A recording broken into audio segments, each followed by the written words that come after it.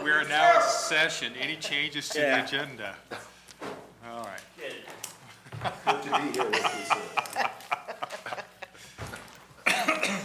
Peggy, you want to start this one?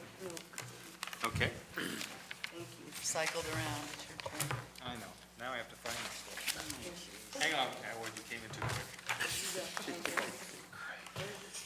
Okay. Hello, Frank.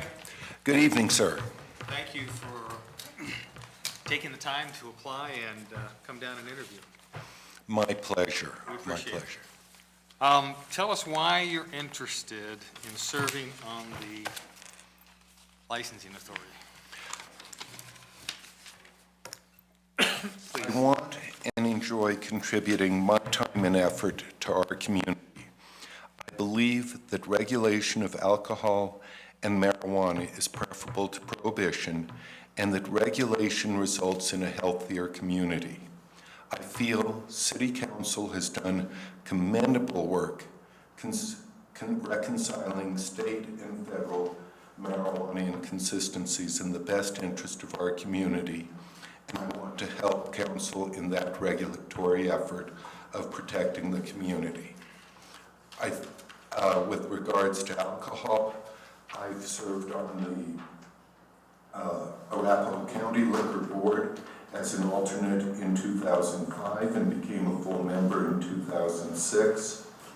And so I'm familiar with handling alcohol at the county unincorporated Arapahoe County level. I appreciate having been appointed by previous councils to the Victims Assistance Compensation Board, which I was first appointed in March 2006, and my term will expire in 2012. Are you still on the Arapahoe County? Yes, I am. Earl Gagne and I are serving there. Oh, Earl's on it too? Yes, he is. Okay.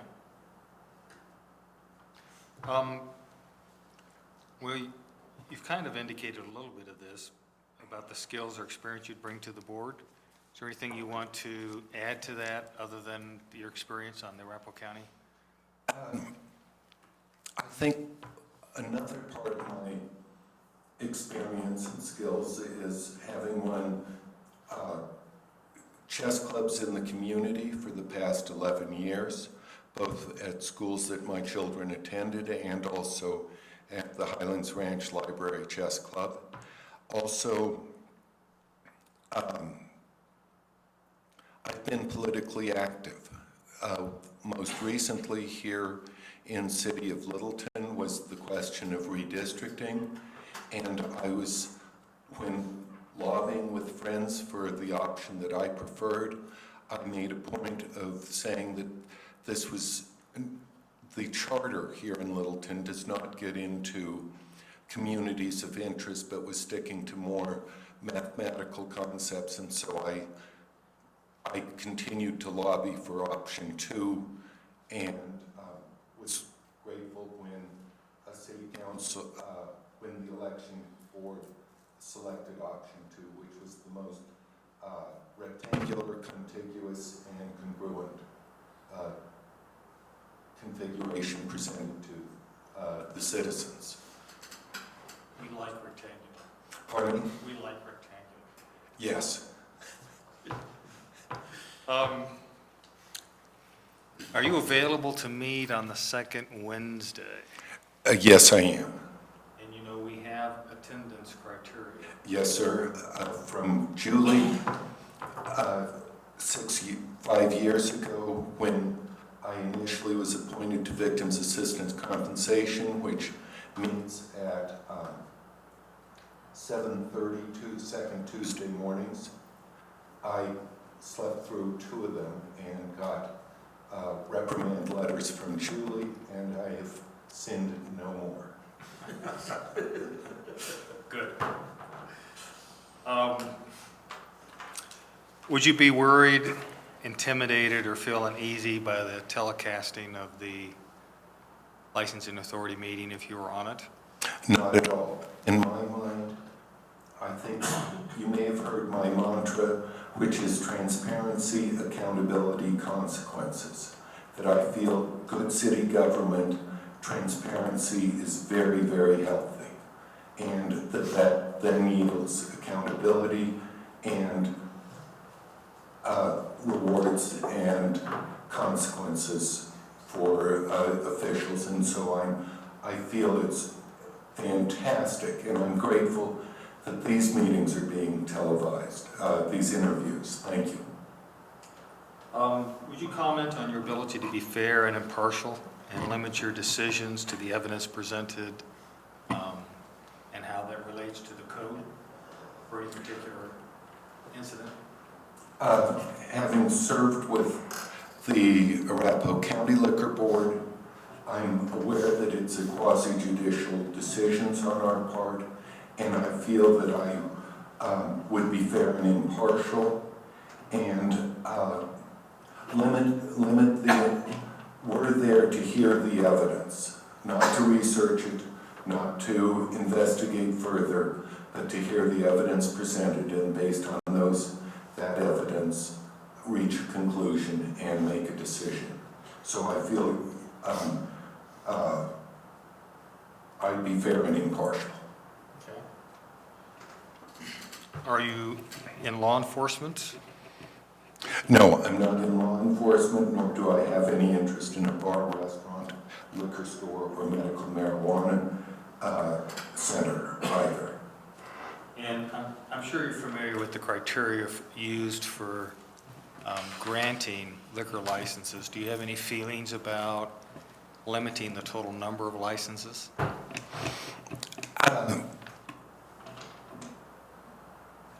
My bias is towards if the economics can support the liquor stores, then I'm towards those, towards the liquor boards being there. But even though that may be my bias, I am there to implement city council policy. Do you have any conscientious objection to drinking? No, I have no conscientious objections. It's tough to establish the regulations to minimize abuse, and so I come back to my original statement of commending City Council both on marijuana and alcohol for attempting to create a healthier community under the stress of alcohol being presented to you. And how about medical marijuana? And likewise for medical marijuana. It's a toughie. Okay. I do feel that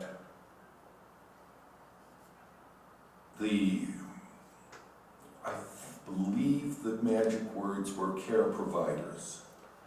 Patients per care provider was an underhanded way to informally legalize it, and that the community voted for marijuana, medical marijuana, and not for marijuana. But under those circumstances, you're caught in a tough position to legislate, not legislate, to regulate, and I would be one of your individuals on that. If Jim will allow me to ask his question. At Arapahoe County, do they do stipulations with the prosecutor or the attorney? Do they arrive at stipulations with the violators before they come before you? Like plea bargains? No. Okay. So they don't come in and stipulate to the facts of the incident in return for some kind of agreed for penalty? No. Okay. No. Do you have any particular feeling about that process?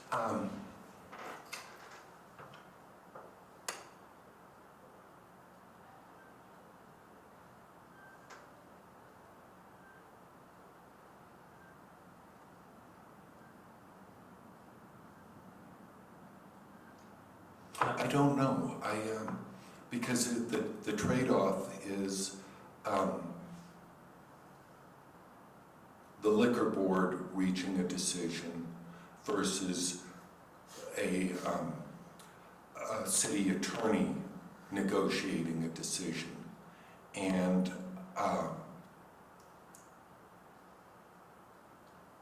That in exchange for efficiency, yeah, that is. in efficiency, so no, I think I could live with either one. Okay. And if Phil will allow me to ask his question? Since I'm on a roll. Absolutely. Have you watched or attended any of the Littleton Liquor Authority meetings? No, I have not. Would you have attended the Applecare? All of them. Okay. Yes. Council, anybody else with questions for Mr. Atwood? Frank, I'm just curious on the Arapahoe Authority. Are most of when you guys hear cases, does it work pretty much similar to the way ours works? Is there usually unanimity of thought in terms of what's going on, or how vibrant is the discussion?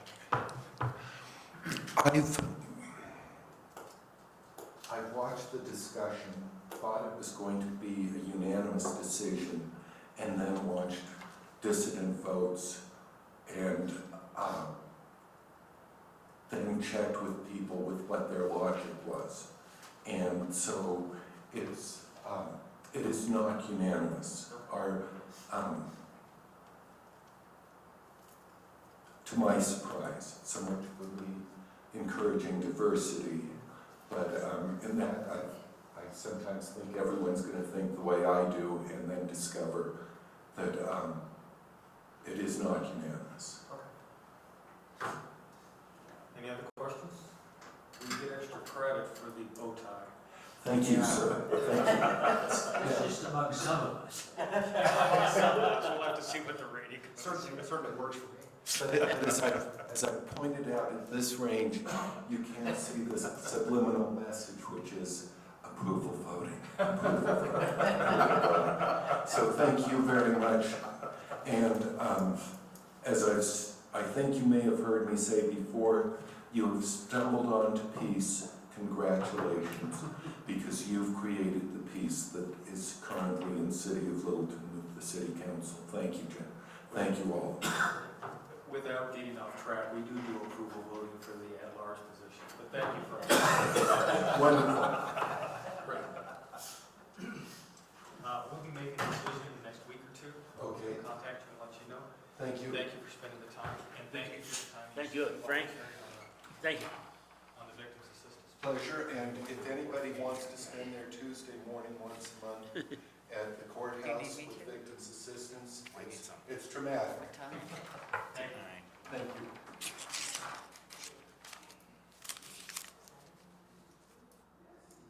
I start till 9:30, so we're supposed to have somebody here before they. How long does it last? 11:15. Fine at 10.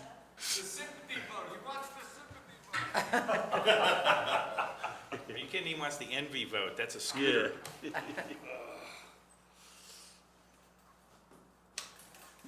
Hello, council. Eddie. Thanks for letting me in. How's the wheel? It's coming along slow but sure. Probably got another month of no weight on it, and the wound is healing up pretty good. It was 5 inches by 3 inches, and now it's 3 inches by 1.5 inches, so it's getting better. Making progress. Good. Did you cover that over, or is there the big white cast still under? No, it's I have a nurse that comes in. They put it's a special dressing that has to be changed every day. Right foot, so you can drive. No, the left foot is the one that's bad. The right foot's good. That's what So I mean. yeah. You can drive. Yeah, I'm driving. Yeah, not driving my 3/4 ton Ford truck, but I am driving the wife's Yukon. So Well, Tony, thanks for wheeling in. Start with some questions. Why are you interested in the licensing authority? Well, I was on the licensing authority for 11 years, and I thought I did a pretty good job, and I would like to do it again. I was term limited and had to step down for a while. And I'll deviate from our regular questions to ask you, because you currently serve on the planning commission. Yes, I know. Would you, if you were selected for the licensing, would you intend to serve on both? I would like to. I mean, I enjoy the planning commission too, so. And I'm not working right now, so I've got nothing better to do than volunteer my time. What skills, this is crazy, what skills or experience do you bring to this board? I was 11 years old. I know, all right, okay. Next question. Could you make every meeting? Oh, yes. Does it bother you to be televised? No. Okay. Do you have any conscientious objections to drinking or using medical marijuana? No, I do not.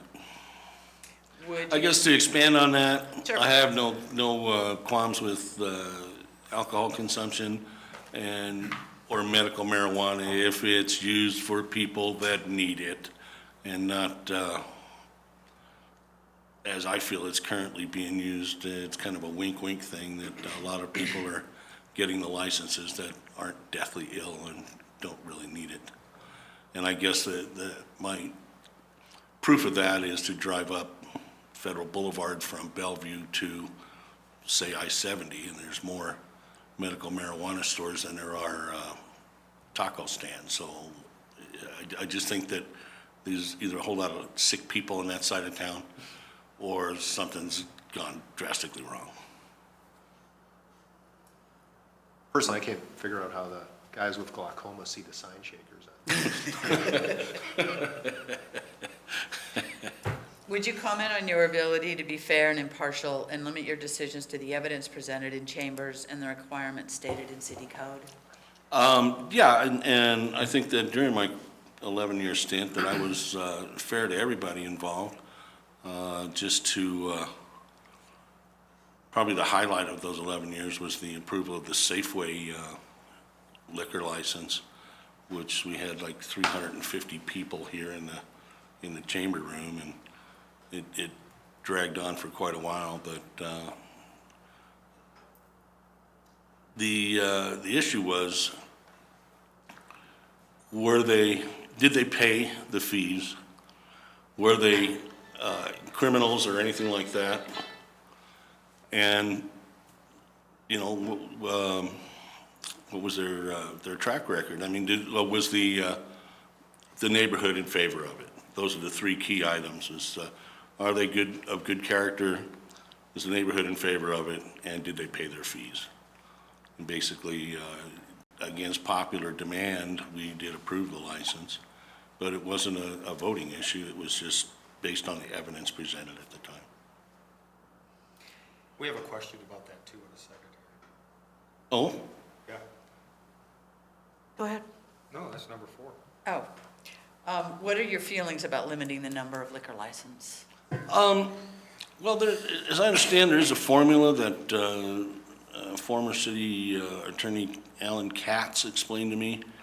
And at the time that I was on the license, when we were looking at the Safeway issue, actually, the numbers weren't even close to being saturated in the neighborhood. In fact, Jim, if you recall, I came to council at one time and wanted some guidelines on what was too much or not enough, and there really wasn't anything, but the city attorney did explain to me that there is a formula involved that I think it's one for every 8,500 residents or something like that. And I don't know exactly the numbers, but there is a formula, and I can get that from the state if it's necessary. You could have just said, we just definitely handed it back to the liquor authority at the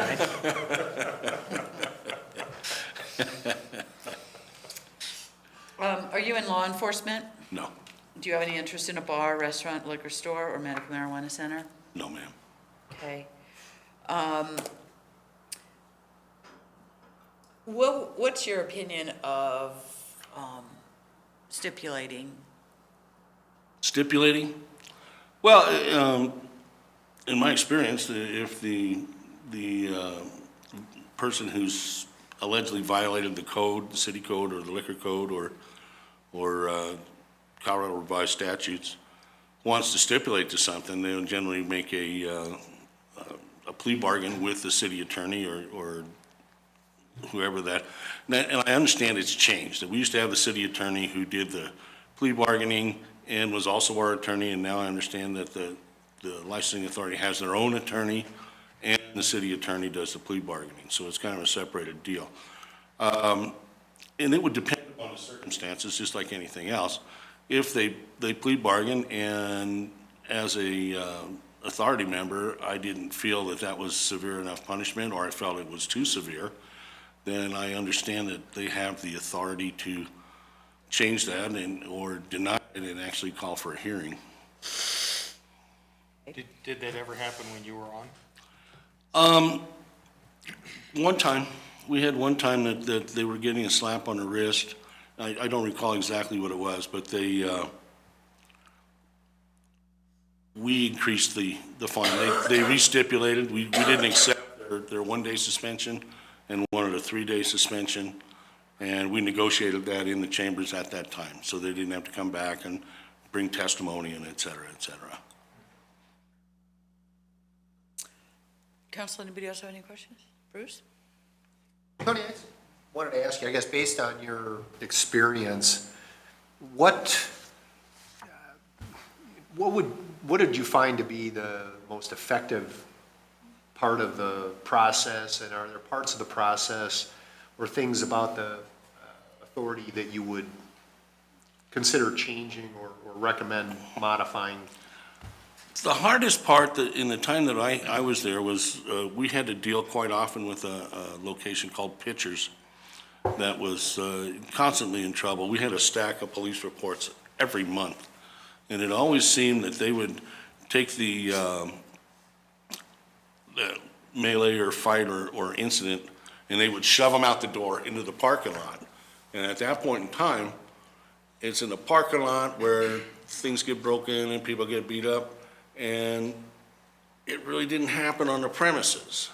Even though it could be shown to have started on the premises, there really wasn't anything we could do with it. And we put them on warning several times and finally did it. And then eventually, they got a little lax. But when we were getting ready to suspend their license, they had like a cartel of 7 people, and they would change the license into somebody else's hands. One of their thing like that. And there's no way we could prove it. But we kind of figured that's what was going on. And then finally, the last 2 guys were separate from that big conglomerate, but they just, the one that sent them over the edge was there was a motor vehicle accident in the golf course. These 2 girls had come out and rolled their car. Actually, they didn't roll their car, they rolled their mother's car. And they said they were drinking in there, and they were both underage, both 19. And we really couldn't prove anything because everything happened outside. And at that point in time, when we were getting ready to let them go, the mother came in with a Polaroid of the 19-year-old girl sitting on the owner's lap while he's pouring tequila in her mouth the night that she crashed her mother's car. Okay, so she's not Mother of the Year, but we suspended their license for, I think it was 30 or 60 days, and that's probably the one that put them over the edge. So, You had to pick between the planning commission and the booze board. yeah, that's a tough call. I enjoy the planning commission too, but the liquor authority that's my baby. If I had to choose, I'd probably choose that. But I do like the planning commission also.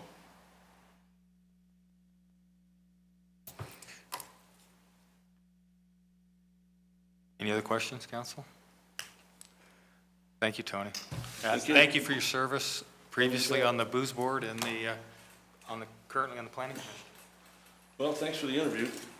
Thank you. Well, I can see I'm up against some stiff competition, too. Yeah. I am envious of the scooter. Are you? All you gotta do is break your ankle a couple of times. Yeah, we do have 10 applicants for 2 positions. Yeah. They're all really good. I've seen the next applicant, I know him pretty well, too. We'll be, The last one is, let's see, No, it's not my son. Patrick Sullivan. Actually, I can do it myself, but she doesn't believe it.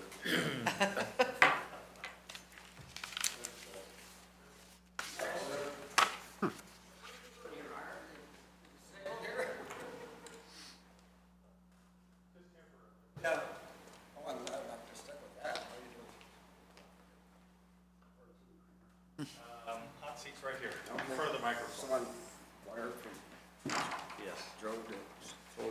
Good evening, Pat. How are you doing? Hi,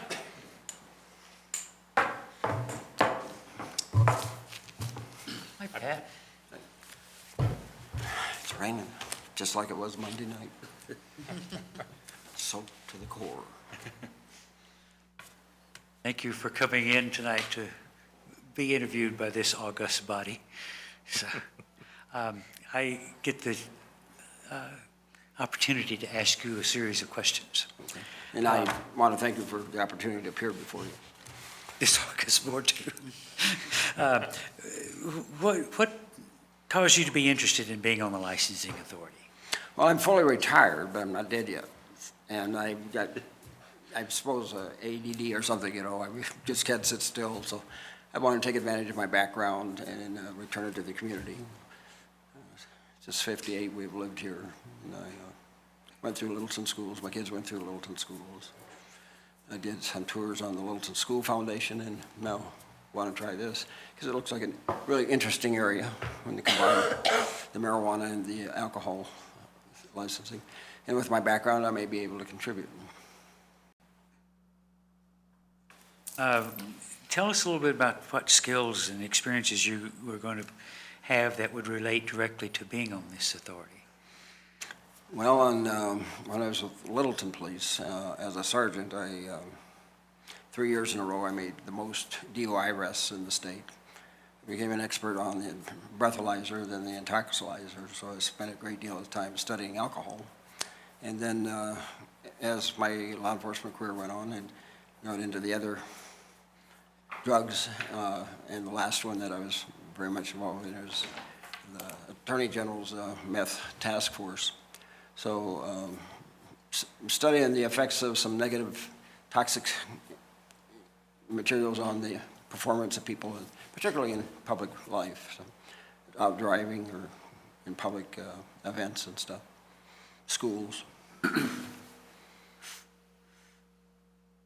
When I went to Cherry Creek Schools, I became the primary drug instructor for a staff of 7,000, and on the whole drug area, they were quite a ways behind, and so we did a lot of catch-up with putting on a lot. Two of us did the training and kept the training on for in-service. We have an attendance requirement. Do you have any problem with being able to attend on the meeting night? No, I'm fully retired, so I really do have the time right now. And Linda wants to kick you out of the house. Oh, she'll be wheeling me out of there. She'll be saying, we'll be down the street. Would you be bothered by if you were on TV? No. I quickly figured that one out. If you're going to get elected, they need to know who you are. So I was my own PIO at the police department here and then also at the sheriff's office. And had very low budget election campaigns. What's your feelings about drinking and use of medical marijuana? Drinking is no problem. It's the excess drinking where the problem comes in. I'm 100% Irish and enjoy my drinks, but not to excess. And that's where we as government come into play, is the people that can't quite handle it and have to set boundaries and penalties for those who cannot handle their alcohol. Same way with drugs. Marijuana is a good example that it presented us some real challenges. even when as far back as Littleton Police in the 60s and the 70s, till 83 when I became sheriff, is how to test for it. We had a great deal of science behind us on alcohol, that we had qualitative or quantitative standards that could easily measure how much alcohol was in the body and what those consequences were. But we didn't have that for marijuana and for a number of other drugs. So we had to do a lot of research to try to figure that out. We were using cotton swabs on the corners of the mouth and then in the nose to send in, and we'd just get a qualitative, whether it was there or not, that they had some marijuana in their system. But we couldn't relate it to any number and what that number then might mean in consequences in terms of their performance. So, and that was true of other drugs. Alcohol was the one that was the most studied, had the best science on, the best standards, so we can make judgments on. But now, we're moving in that direction to have much better science on the other drugs. Could you comment a little bit on your ability to be fair and impartial when you're looking at? Well, an analogy may not be 100% on. It'd be kind of like the driver's license. The authority does not set the standards for the driver's license or issue the driver's licenses or penalize people on their driver's license. But we, in local government and particularly law enforcement, deal with the transgressions and then send them forward to be dealt with by the driving authority. So it's somewhat of an analogy. We're not directly involved in the whole thing. You have one piece of it as the authority board. And that's to take what came from the legislature. Unlike driver's licenses, there's a fair amount of stuff delegated, legislative decision-making were delegated to local government, whereas in driver's licensing, the state legislature did it all. So it, somewhat analogous, and the same, and somewhat analogous to the concealed weapons permit. The state said a lot about standards and the issuing of them. Then we at local government are working how to implement that and police the people that have the concealed weapons permits. So I think it's analogous to that. It's something that we're somewhat used to in local government, is policing some of the authorized, particularly privileged. Driving is a privilege. I think it's probably similar for marijuana for medical purposes. It'd be a privilege to have access to it for medicinal purposes when it's properly used and they meet the proper qualifications. You are retired, so you're no longer doing anything in law enforcement at all? I wouldn't say that entirely, but I'm not actively involved. I don't make arrests or anything like that, but I mean, you're still involved in advisory positions, you know, it's just answering questions and history, being able to talk about some of the history, like my 12 years here with Littleton Police, and the design of this building, and we were over in the melting pot when we designed this. And prior to that, I was a dispatcher down in the Town Hall Art Center. And Do you have any interest in a bar, a restaurant, or a liquor store? none, Or no marijuana? no financial or fiduciary involvement. What are your feelings about limiting the number of licenses? I feel, you know, that's a qualitative judgment that has to be made for each area. Is it already a commercial area? Or is it very much a residential area? And I think those things have to be taken into consideration. And I'm sure they have been by the council and by the authority board. And working with those and maybe contributing towards, maybe we need to modify a little bit over here or something. But I think commercial areas are one thing, residential areas are another thing, schools are another thing. Do you have any feelings about stipulations of cases that would come before the liquor or before the licensing board? Stipulations on getting the license and other things, some standards, they may have additional standards that the authority board might set that maybe not apply to every licensee or? Well, primarily a stipulation of their guilt or not guilt along with the penalty.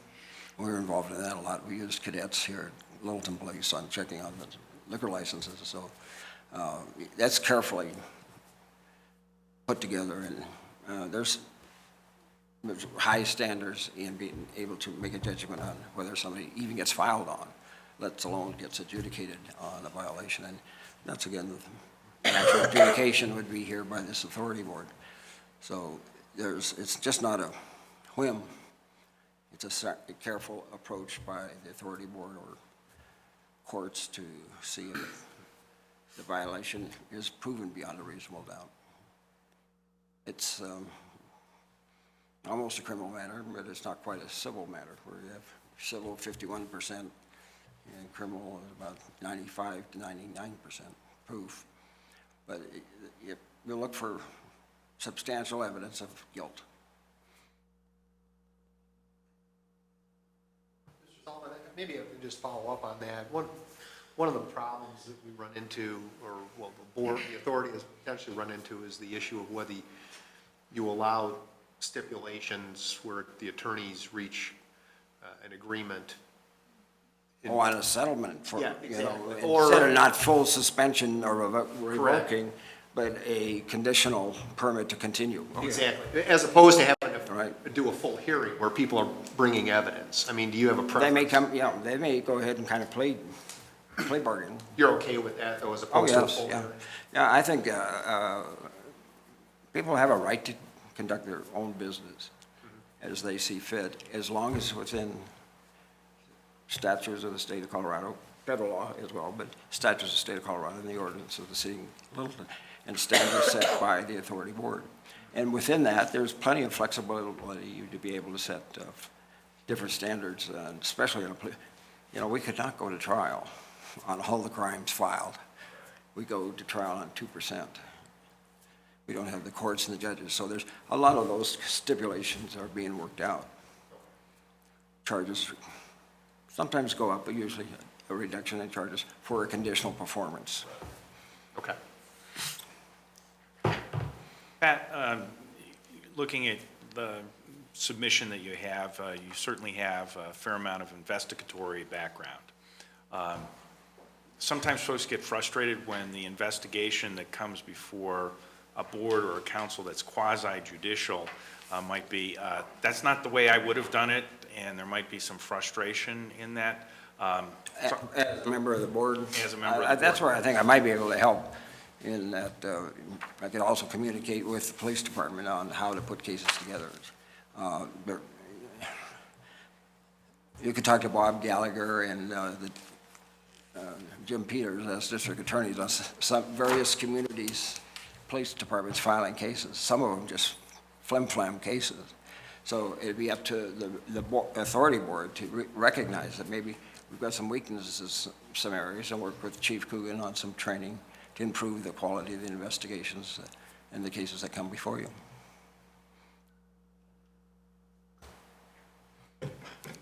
Council, any other questions? Have you ever watched the the licensing authority on our TV? Yes, some of the better ones, I download the minutes and and I watch council meetings too. And I've been to some of the authority board founding meetings, you know, with the council.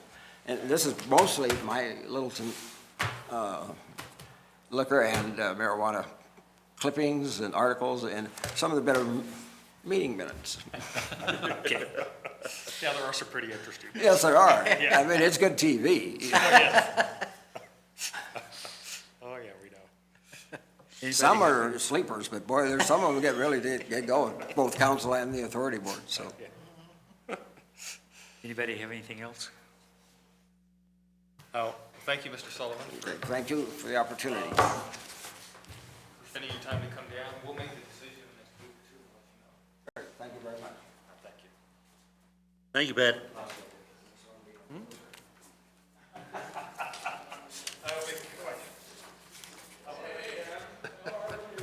We're going to make a decision tonight.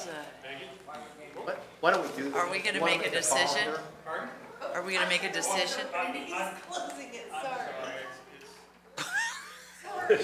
Kick them out. I was just gonna come in, but. Okay.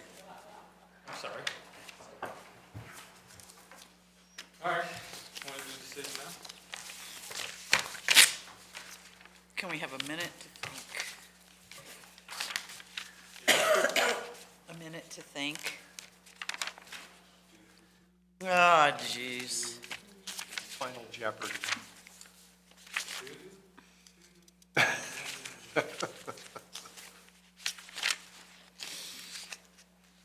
Technically, we could leave the door open, this is being televised. Want me to shoot? Technically, we could let them in, this is being televised. It'll, Leave it on. my That fear is confuse us. it'll be all noisy Yeah, and stuff for a while. that's true. You- Should I shout out a name? Yeah, let's, we got two positions. You guys want to do one name first, and then that goes for position in the next name? Okay. All right. Deb? It's just a minute. 1 minute, please. Oh, sorry. They were all No, we didn't, they really were strong. shorter last single one. Yeah. Do we, not that it affects tonight, but do we know, are there gonna be openings next spring, next winter? I don't know. 5 or 6 of them should be on. Yeah, It help hang shows.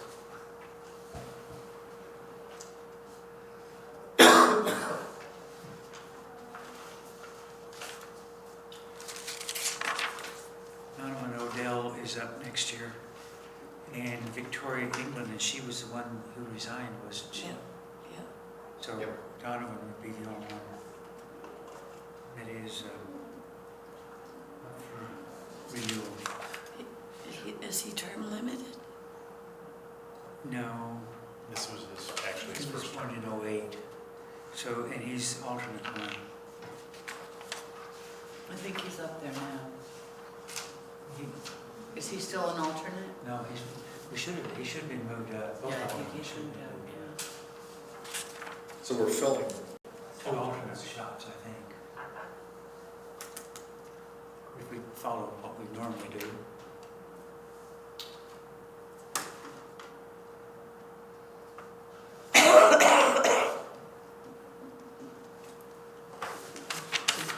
You sound like, I took it and signed it.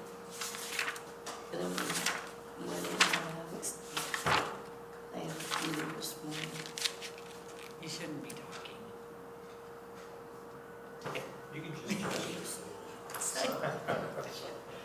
just. It just sounds like it hurts. It doesn't, No, It's it's- okay. A couple pieces of paper with a smiley face on one. You do it without. And then another one that has a big question mark. The other one would be, is it time for a break? Pardon? You ready? Ready. All right. Okay. John Watson. Watson? Jim? Handmaker. Pardon? Handmaker. Yeah.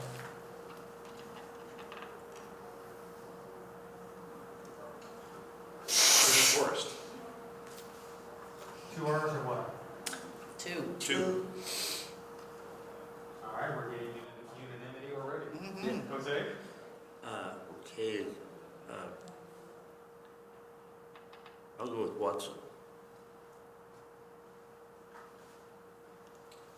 Forest. Forrest,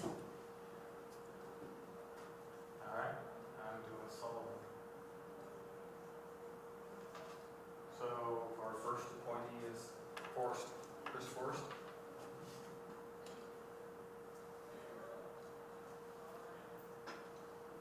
John Watson for the second one? You want to do that? Why don't we revote? You want to revote on the second or just? yeah, I think we do. Yeah. Be- Don't care. All right. Well, because I think that's All right. only fair. Deb? Watson. Why change? Consistency. Mayor. Pardon? Yeah. Mayor? Mather? Ann Mather? Watson?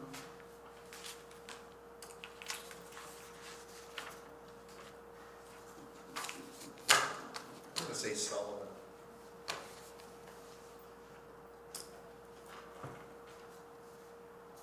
Gallagher.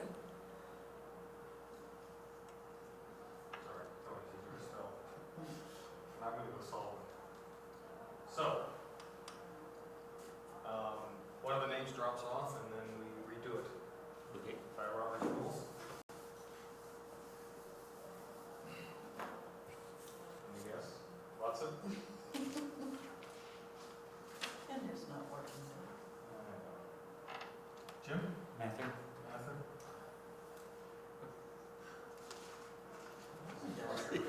Uh-oh. Yeah. It's better to look first. Mather?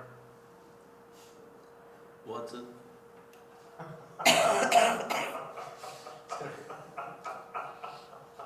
Well, no, it has to be different because Huh? there's one One last last name, thing. so. Yes, no, I understand. You'll go with the different one. All right, Peggy? Am I the last one? No, I'm the last one. You want to be the last one? Yeah, then, Okay. because I would have There. had the Cassie one last time. So let me just review, okay, just quick. Okay. I was impressed with Mather. She's the one who downloaded the regulations for the, I thought that they were all very good, but yes, Yes. and she had a very good sense of humor. She was very impressive. Watson was strong too. Watson was strong. There was I a bunch have of, to tell you, this a strong group. was an incredibly strong group of Adam candidates. I mean, you got, wow. A lot of good folks out there. Pardon? A lot of good folks. A lot of very good. Well, I'll go with Ann. Ann? Okay. I also would like to get another female on that board. We've got, I don't even know we've got two now. what the ratio is. Victoria's on. All righty, now, Sue Proctor. one more thing, I guess we can wait until everybody gets in, but Peggy has a birthday, she's 29 tomorrow. It's the anniversary of her 29th birthday. And we're not saying what anniversary of it. No, we didn't say that, but it's the anniversary of her 29th birthday.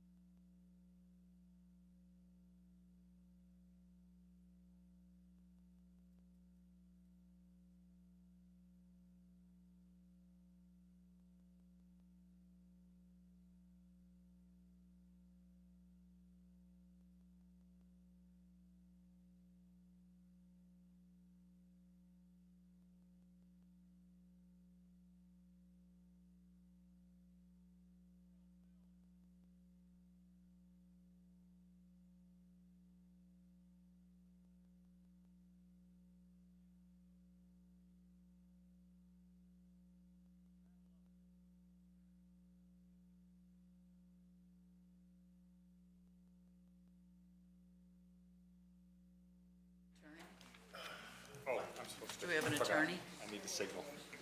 It's like we are. It's dog all queued up. Kitty would be. All right, folks, we're on page 229, capital projects or special projects, or Fund 34 in accounting speak. You want me to hit a few highlights? Please. Council, I'll just hit a few highlights, and then the whole budget team can pitch in on this, or any of the departments that have projects. Just a couple of things to highlight for you if you're going through. Just to note that in the revenues, the $1.1 million, which is the second payment from Denver Water as part of our renegotiated contract, you should note that, the $1.1 million under the contract, the amended contract that you approved, that payment is to be made by January 31st, early in the year, and so that should be coming through. I'll just note a couple other major things, and we'll talk about them. You'll see some proceeds there called out as proceeds, Medic 13 and Engine 11. Those are two pieces of apparatus that we're recommending be replaced, and those are actually, we're recommending a lease purchase, which is a very convenient financing tool that we've used on a number of apparatus pieces. Wells Fargo, Mr. Farman and his team usually negotiate a very good rate, and so I think we're at about a 7 or 8 year, but basically you show the whole proceeds coming in, you show the I'm on expenditure, but then there's an 230, annual that's lease right. payment. But you see those are large numbers there at $880,000, but that's basically would be the proceeds. And that, by the way, that is a 50-50 match. Both of those pieces of apparatus are matched 50-50 with the Fire Protection District. So, and those are apparatus that the fire department and both Alan, our fleet manager, has recommended for replacement. So on the revenue side, the rest of it is pretty standard. Highway users tax, which you know is a formula that we receive from the state of Colorado. And then there's some, we do get some cooperative, you'll see there Littleton Fire Protection District and Highlands Ranch, because we have revenue sharing, purchasing agreements with them, and there's some various fire equipment in there that they'll participate in. And then building use tax, again, Councilwoman Cole had asked about building use tax. Quite frankly, we're still just playing real conservative. You know, I'm still very nervous about 2012 and keep seeing a lot of chatter in the financial pages about a double-dip recession. Hopefully it'll get a little better, but we went on the conservative side. Under projects then, and if council has any question, there's staff here. The web content system, which has had a lot of discussion. Kelly Nardi, our communications director, has discussed this with you. We have put in a $50,000 purchase, and if you would like to have Kelly gave you some description of this. There's a description in the budget book. If you'd like to have more detail, I'll ask Kelly to come to the table. Okay? All right.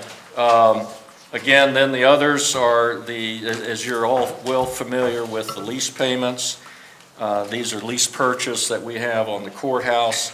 The various lease projects is sort of a compilation that the accountants put together, but it's kind of a combination of the court, there's some radios, the courthouse, the museum, and some other kinds of things. Any of the staff can discuss those in detail with you. Jim, on the, Yeah. as you talk about the leases, there's a lease that's on the accounting for the water fund, where the little over $1 million is placed there. The question is leases that are here versus that lease. Do you want to kind of explain that a little bit? I'm not tracking your question. Okay. In the accounting for the water fund, that was back up in the summary. Oh, in the spreadsheet that that staff did for you? Okay, and that is actually, It's up in the, I think it was in the message, right? right. It's It's in the front of the book. It's way up in front of the book. Yeah, so let's flip back there, and then Tiffany or Earlene? Who on the team would like to talk about that? And please get a chair and bring a microphone. So we're on, well, there's no page number, 8. It would be page I if you had it numbered. Yeah, so if you go, it's actually an attachment, it's figure 1. Figure 1 for people that are looking for it, and it's after page H, it's very early in the book. I'll wait till, I'm not going till I see the mayor's there. All right, he's turning, he's there we one, go. and you're There. right there. Okay, everybody with us? Yeah, but On it's- council, I'm looking for head nods. I'm not seeing, Ms. Brinkman. Ms. Brinkman, are you nodding? You're with us? Why would I not? He's waiting. We're on, okay. Figure 1, everybody with us? Yes, ma'am, okay. Figure 1, and Tiffany Hooton produced it, and Councilman Cernatic? Right, and so the question is, Tiffany, as we look at figure 1, there's about 1.23 million indicated as a budget item for 2012 as an expenditure against our kind of our tabulating of what is happening with the water utility fund. And the question is now we're looking at the special projects pages, and do I reconcile that number on H to anything in this section or not? The 1232? Yeah. All right, you want to tie that out for him, Tiffany? Yeah, in 2012, there are 2 lease payments that are included in that. It's the 99 COPs, which were actually refinanced this year, and then the 2003 ones. Give them line item citations and see he can circle it and highlight it. It's on page 231, and it's near the top of the page, one for 216,000 and one for 1,016,430. Do you see those 2 numbers? I see the And 216,000. one right below that. Oh, okay, got it. So those are the 2. Yes. The other leases we're proposing to be paid out of just regular general fund, or regular special projects funds. Okay. And like I said, that various, let me just clarify that, we generically call it the museum lease, but it also helped to finance Fire Station 12, the new Fire Station 12 that we built on Broadway, and it also helped to finance the new fleet maintenance facility when the roof collapsed under the snowstorm about 4 years ago. So And with those items here, I know we're looking at 2012's budget, but going forward, how much more forward does that go? Because the water utility fund doesn't have an unlimited balance. do you want my "it depends" answer? Because that's what. Well, then I would ask for some elaboration on the depends on what. It depends on what the economy does. It depends on whether building use tax comes back. It basically, if you look at it, what was left in the quote water fund, which is now in the special projects fund, it buys us a couple of more years to make sure we can make those lease payments. If the building use tax doesn't come back, then somebody's going to be sitting here in 2014 and saying, where do we pay those, how are we going to make those lease payments? And somebody will be sitting here saying, we're either going to take it out of the general fund, or we're going to go raid, did I say raid? No, the auditors aren't listening, are they? Go raid some insurance reserves. Fleet but- or whatever. Fleet, yes, sir, but that's, okay, but that's. I knew there mean, was I'm just- someone behind me. I figured there was already a target on my back. I'm talking real candid with you right now, but that's really an absolute candid answer. Excuse me, Doug? You guys, we need to have you pay attention. I was Okay, because I think this is an important question that Mr. Cernatic is asking here. But the answer really is, I think there's another 15 years or so on the lease.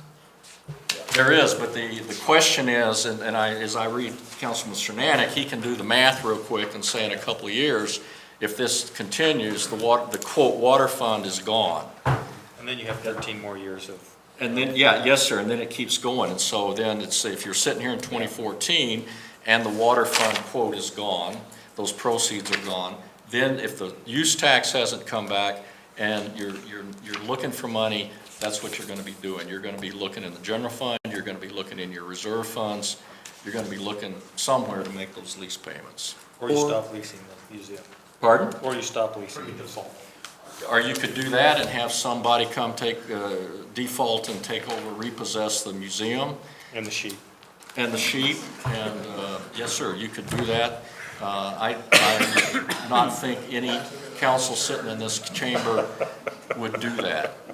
I think that any council would do lots of other things before they would do that. Yes, sir? Yeah, Jim, I just wanted to also state that, yeah, the general fund would be another source, but otherwise there would be we would need another dedicated revenue source for this fund, because obviously the lease payments were going to continue, and right now with the building use tax down as far as it is, probably about 30 to 50% of what it was from 2008 on.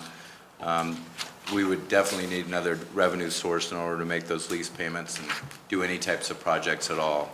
We dug ourselves, when we made these lease payments, when we did the courthouse in '99, and we did the museum in 2005, we had looked at a 20-year trend line, Chris Gibbons and myself, and we'd been averaging about 5% a year, or 5% a year increase on retail sales. And also the use tax had been very vigorous, as I mentioned last night, through the 90s with the renovation of the 600,000 square foot Quest building, EchoStar, so forth. A couple of things happened to us on the way. In 2003, the citizens decided that the city did not need the half-cent grocery tax. And so by referendum, they repealed that tax, and that cost us $600,000 a year. And then, for better or worse, the citizens decided not to have us capture a major big box in 2007. And so if we can capture another big box, that's why I said it depends, or another big catalyst project, then it might be rosier. If it pinks along at 2%, then somebody's going to be sitting here in 2014 looking, and that's kind of the short story. And, just to kind of state that in language I would use rather than the piece that you have, is basically we're utilizing the special projects funds within the budget to cover those lease payments. They're expenditures that the city has. They're not going to stop when the water utility fund balance is, at least our ledger item for that, is zero. Absolutely correct. And so that expenditure needs to come from somewhere else after that period of time. If I take some of your comments, at least some of the earlier discussions, where it gives us time, and the hope is building use tax will come back and sales tax revenue will come back. In the meantime, given where those are, that kind of means it would come from general fund. Yes, sir. Very well stated, much better than I could do it. And I just would like to add that the Fleet Fund does pay a small portion of one of those lease payments. Bruce? I think I answered the question. Let me ask it just to make sure I've answered it. I'm going to go back. Oh, I'm sorry. I was thinking about something else. Are we done with the waterfront, or do you guys? I think Mr. Cernanek stated it crystal clear. Okay. Then what I wanted to ask real quick was, Jim, you had talked about the Medic 13 and the Engine 11. Yes, sir. And I think I was shuffling around papers and I heard what you said, but I want to make sure, I think I understand what you're doing here. You guys have got the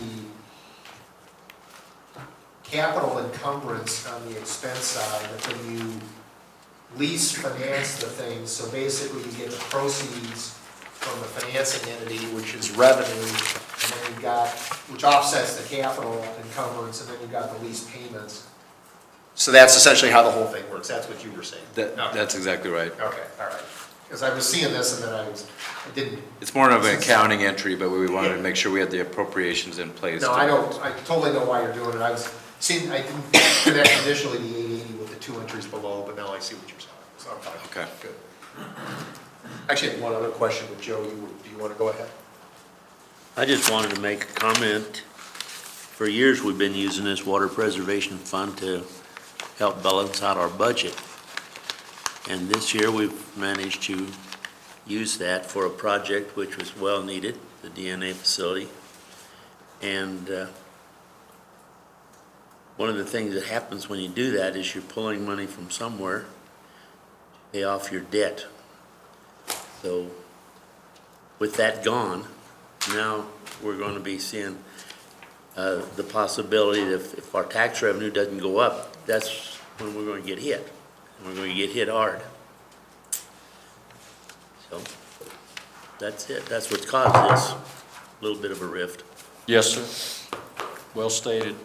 Yes, we will have drained the water fund. That source will have dried out. Everyone's allowed to groan now? Going back to the medic 13 and fire unit 11, You're on page. this is C. In the beginning? In the Well, beginning. The line yes. items are on, the expenditures are Yeah. on 232, Yeah, about halfway down. but the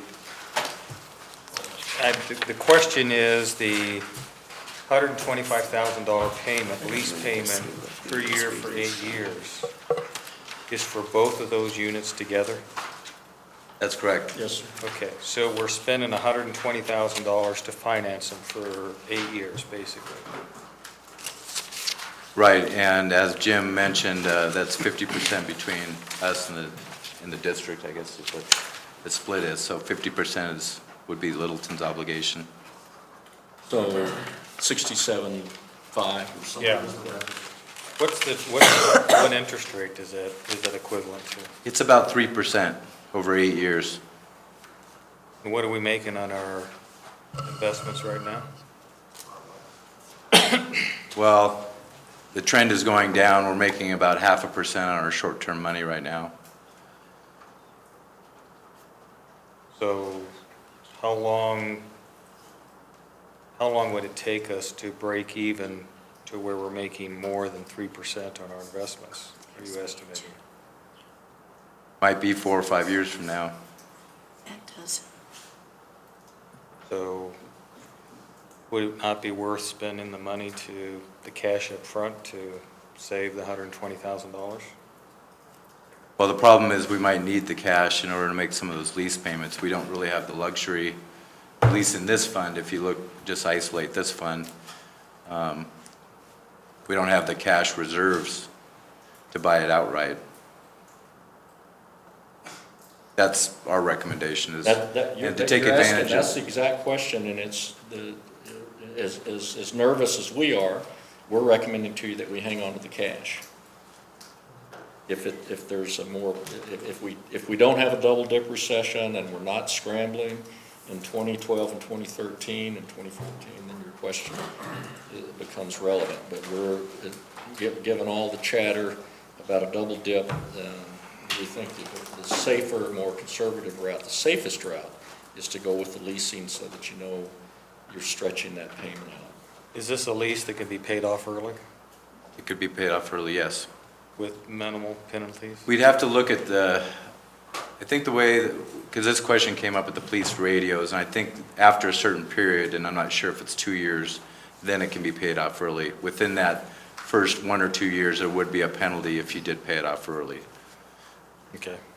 I'll ask Earlene to step to the board and put lease payoff early as possibilities, particularly if things are kind of pleasant and we get to closer to that 18% general fund reserve. I suspect we're going to be going the other way, but, That's why I'm, yeah, worth it putting it on the board. Okay. I wasn't talking about one way or the other, but I figured it's a good thing to capture. Okay, now where are you? Now I'm back on 231. So I guess at this point, there's other projects listed there. One, I'll just, council, please feel free to ask about any of them. There was a backup material. There had been some discussion on the roof repair. Dr. Cole had asked about that. And I believe we responded. We first talked about doing it in phases. I think the bid package is going out as a consolidated, so we'd have the flexibility if council wanted to bid it all as one, and or we could do it in phases. So would you like to have Mr. Cortez comment on that, or is there some discussion about it? We expect the bid packages to be back September 27th. We bid it as in phases. We also bid it as getting it done in one phase. Approximately, now remember, some of this is give or take. We think we could do the whole roof somewhere between 195 and 205,000. Whereas if we do it in phases, it'd be much more around 225 to possibly 235. Again, we're working within a ballpark, so we could, if we did it all at once, save somewhere between 25 and 30,000. We're estimating, but we'll know hard numbers come September 27th. And that's in time for the final budget. I mean, I know when we vote on the budget, but that's in time to make a decision if that's the way we want to go, to do it all at Sure. once. Yeah, you have time, because October we have adopted budgets, and you Yeah. could amend it at that time. And part of my concern was the supporting statement in here says, as soon as possible to do the roof. And in my head, that doesn't mean 3 years or 2 years. Well, again, when we get direction from council to do cost containment and strategize, and our cash flow isn't great, Dave and I talked about it, and there are certain sections of the roof that are worse than others, and so we would do the worst sections first. And we have phases, but there are 3 or 4 sections within each phase. So we're doing, we're doing. Let me just clarify it a little different way, I think, and I've had a couple of discussions with Dr. Cole. The real kind of policy issue is, are we at some significant risk to do it in phases? That somebody would step back and say, oh my gosh, why didn't you do it all at once? Because you did it in phases to stretch it out, but then we had a humongous snow, or a humongous rainstorm, and we have all this damage, and then somebody's gonna say, well, geez, that was a dumb decision. Why didn't you guys do it all at one time? In your estimate, is there a risk to doing it in phases? Yes. Okay. There's a risk. We can live within that risk. We have had damage in the past. Fire had some damage. Wayne could attest to that. So we've had minor damage over the years. It always would make sense for us to do it all at once, get it done, and put the right kind of roof up there. But again, we understand there are other priorities, and Dave being the kind of guy, and we work together, we just said, let's try it in phases. And he said, yeah, if we don't get a major snowstorm or some catastrophe, type of rainfall or something, we'll probably do okay, but you're always running a little bit of a risk. Well, if we have the possible double-dip recession, and we haven't done it all at once, we may be hard-pressed to do it all at once. I think I said last year, having worked at ACC on the 4th floor, that's the top floor, with the roof leaking, when we had more than about 5 raindrops, and once so bad it leaked down to the 2nd floor by hook and by crook. I just know what a mess it can be and damage can be done, so. Yep. So if you want to do it in 2012, what's your dollar? Do you want to put it on the roof on the board? Yeah. One total roof in 2012, really. I would say if we took what we budgeted over 3 years to 225, that's what I would say. I would believe it would come in less. But I'm not going to For sit here and budgeting tell you. purposes, if this council says, we don't want to take a risk, we want to do it all now, they need $150,000 more Yes. than is in the line Yes. item right now, Yep. right? Just so we're. And just that so would we- potentially save us how much, you think? 25,000. So we're spending 150 up front to save potentially 25 by 25. stringing that Yeah. over for. But the cost projections are based on today's numbers. And if we get a swinging economy going Yeah. positive as opposed to double dip, we've got a big Again, window. I want to preface, those numbers in here are our best guess. At one point, when Dave went back and we were putting a budget together, 2009 to 2010, we got an estimate of $280,000 for the whole And roof. you're working around the margins here. You really won't know until you open the bids. Yes, you won't know. So really, it's just a guess, but it's to give the council some sense of what your trade-offs are. Is it gonna be right on? No. Does it give you a sense of the parameters of your trade-offs? I think at least you should be at a comfort level, what you're gaining potentially versus what you'd be risking, okay? I'll hit just a couple of other big ones. Well, there's a raft of small fire station items. Again, if you look over there and on the Station 16 improvements, and what the accounting team does is they put those 1/3 in there. That means that's the city picking up. That's a 1/3 split, so there's a raft of those. We've already discussed Medic Unit 11 and Engine 13. I'm sorry, it's reversed. It's engine. Yeah, we've got it in here. It says Medic Unit, but it's actually Engine. Let me hit a couple other big items. The $250,000 that's shown on page 233 as a traffic signal program, that's Mr. Blossom's project. That's actually a contemplated major rebuild of the Broadway County Line intersection. And he's not here, right? Who's not here? Charlie? Mr. Bloston is here, yeah. And then, I was just going to cut it if he wasn't here. If he says he's here, I'll leave it alone. And Charlie can talk about this, but this is a bulk number. I'm not sure, there will be a new manager sitting here in a couple of weeks, but unless you get participation from Douglas County, and I'm not sure what the total estimated, if we do a total rebuild there, Charlie, I think as I remember it was north of 300. So are we in the 350 range? Yeah. Something like that. So, but anyway, we've talked about this intersection. There's no doubt that it's in very mediocre to lousy shape. And so we put some money in here. Ideally, we'd get some participation from Douglas County. We may also have there's another fund here, the Public Facilities Fund. But this is not a total project. This is to have a placeholder that if we can put some pieces together with Douglas County and put it together, but this is an intersection that at some point in time needs some serious attention, and that's why we budgeted some money this year. Charlie, you want to elaborate? The 250 is primarily to be used for the replacement of the traffic signal. It is the oldest one we have. In addition to changing the traffic signal, we would also like to create a double left turn for southbound Broadway to go eastbound on County Line, which is an extremely heavy movement.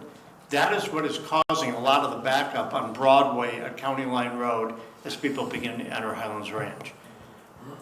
We may be able to get some money from Douglas County. They promised us money on the other project that we did this year, the new traffic light at County Line in Erickson. Well, because of a low bid, we didn't need their money. We were able to do it with all the money that we already had in the budget. I saved them $35,000. I also told them to promise me that they use that money and maybe some more in order to pick up this other project at Broadway. They are very interested in this project at Broadway. If we need additional funds, and if in the next line item, which is $1 million for street rehab, if that project comes in under budget, we may be able to, how do I say this tactfully? Finesse the money. Move money and make sure we get both projects. That double left turn from southbound Broadway to County Line Road would be extremely beneficial to a lot of people. And the main point we want to make to you tonight, Council, is this is a work in progress, so that you don't look at this 250 and say, okay, we gave it to you, go and do it. This is something that's a placeholder number. It takes some work. We're going to try to get some participation. We'd like to pull it together. But this isn't just like you vote up and say, and it's a done deal. There's some other pieces of that would have to come together for that project to happen. And then Charlie, why don't you just stay up at the table? I'll have him go over the Broadway, the Bowles Avenue repaving. As you know, we've got state highway money, the Broadway repaving, we've got state highway money for that. Charlie can talk about what he thinks we can get done there. Jim, a couple of quick points on the Bowles Avenue paving. We got $1.3 million. We think we can do it for under $800,000. To be honest about it, it needs to be done, but it's not as critical as some other locations. What I'd like to do in 2012 is all the concrete work that's necessary to make that project ready to go. If we have time and resources, we'll do the paving in 2012. If not, it could hold till 2013. It is Band-Aided together. It's not perfect, but it'll last. But the concrete work, especially at the bridge, is going to be important, and we will have some extra money from the CDOT contribution. The Broadway money is $500,000. I'm expecting it to be paid to the city before the end of September. And the paving of that, we would like to do probably not until 2013, which might be as little as $200,000 for the whole project, giving us some money to go south of Littleton Boulevard, which was not any part of the state highway system. So and again, do these some are sort of additional work. placeholder numbers, and then obviously the work would be done when we actually bid it out and have firm numbers. And there's some, just looking across the years, there's some timing on when the revenue comes in and when the expenditures will happen. One comment and then a question, Charlie. One is, this is the situation where CDOT has dropped the streets onto the city as far as responsibilities.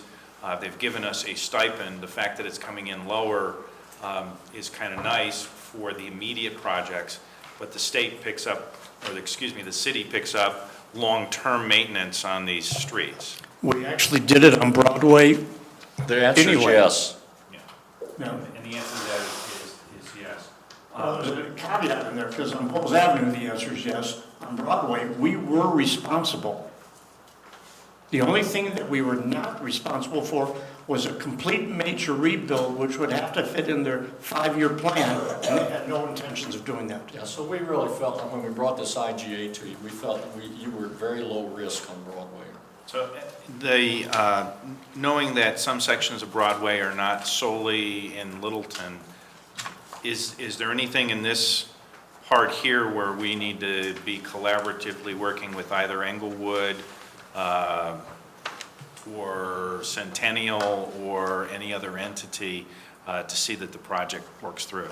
We share a common border with Englewood for Broadway north of Powers Avenue. Actually, our city limits stop on the north side of the Stevenson Jaguar dealership, which would be the south side of the Toyota dealer. Englewood did theirs last year. It's in pretty good shape. And we would like to do ours. It's not critical, but if we can get it done, we will. South of Littleton Boulevard, we share a common border with Centennial in some places, especially south of the Highline Canal at Panama, for example. Much of that was done, I believe it was 2 years ago, when we did a joint paving project with the city of Centennial from where the hardware, the garden center store is, about in that area, all the way south to Fremont Avenue. So much of that has already been done. It was the gas stations, Yeah. essentially. Yes, that's correct. The other question is, the meeting tonight, which is the South Suburban Park and Rec District Board, we've talked about sharing a project around the Stern Park Lake. Is that included in the budget items here? Not in the 34 fund, but in a different fund. You're talking about the dredging of the lake, sir? Yes, sir. Bruce? I want to go back on a couple of they're not major dollar items, but I guess I do want to ask a couple of follow-up questions. Item G on 231, museum doors. What museum doors are we talking about? The front doors? Front doors, talking about the front doors, they're not, for whatever reason, they weren't constructed the way they should have been. We get a lot of condensation in there in the winter. It's not energy efficient. For $16,000, we cure a problem. Tim could probably give you all the details of the type of problem, I know that they froze the pipes a couple years ago during the holidays Eve, but I don't know, those doors seem like they're pretty good. I mean, the doors obviously in good shape. The doors are in pretty good shape. They were the ones that were spec'd by the architect, and they were approved by our general contractor when we were going through the process.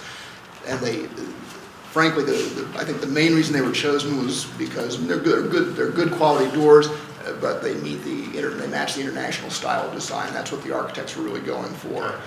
What turns out, though, is that they are not really of a strong enough commercial grade, exterior grade door to stand up to 140,000 visitors coming through the doors every year. So we've had continual issues with the doors not hanging square on the hinges, which has caused a lot of cold air coming in, particularly during the winter, which I think led considerably to the freeze-up problem we've had twice now over the last 4 or 5 years. Sets, both the exterior. Both the interior leaves and the exterior leaves, yeah. All right. The other question. So let me ask on that. Oh, please. So are we confident that what will be done is really going to do the trick? Well, we are at this point, yes, and we've had a number of door specialists in to take a look at it. We've also revisited the issue with the architect to talk about some of the issues that we've been having.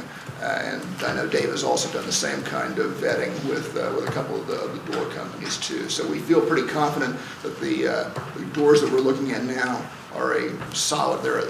The main issue with these doors is they're very nice to look at. They're the solid glass, so they're aesthetically perfect for the style.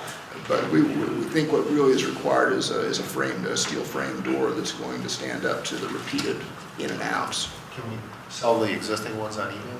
There is a credit, I believe, and Phil, correct me if I'm wrong, when we had talked to Ken Carroll Glass for the estimate, they had indicated there was a credit for if we essentially give them the doors, we don't have any use for them anyways.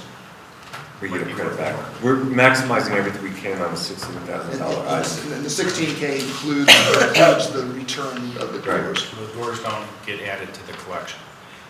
Sadly, they do not. I know that will disappoint Lorena, but they do not get added to the collection. Bruce, you got any other ones? Not on that one.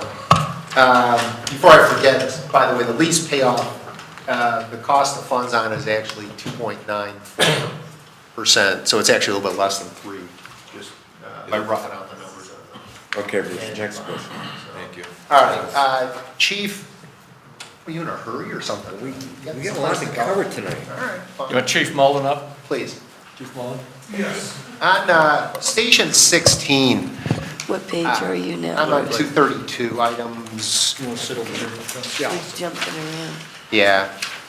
I can, HVAC, and so I've been to 16, obviously, like you have. The HVAC and the windows I don't have any issues with. I guess I'm going to push back a little bit on landscaping and kitchen remodel. The landscaping, to me, seemed to be fine, and I didn't see any major issues with the kitchen when I was there, when we had the district board meeting there. So I guess sell me on why the need for the landscaping and the kitchen remodel, if you please. The landscaping certainly isn't a functional issue, it's more aesthetic. It's the rock area that is just to the east of our parking lot is full of weeds. And so to address that, we had asked, I think a couple years ago, to start pushing forward to clean that up. But yeah, it certainly doesn't have anything to do with our responding to fire calls. But it does have to. You get like the first jobbers to do it?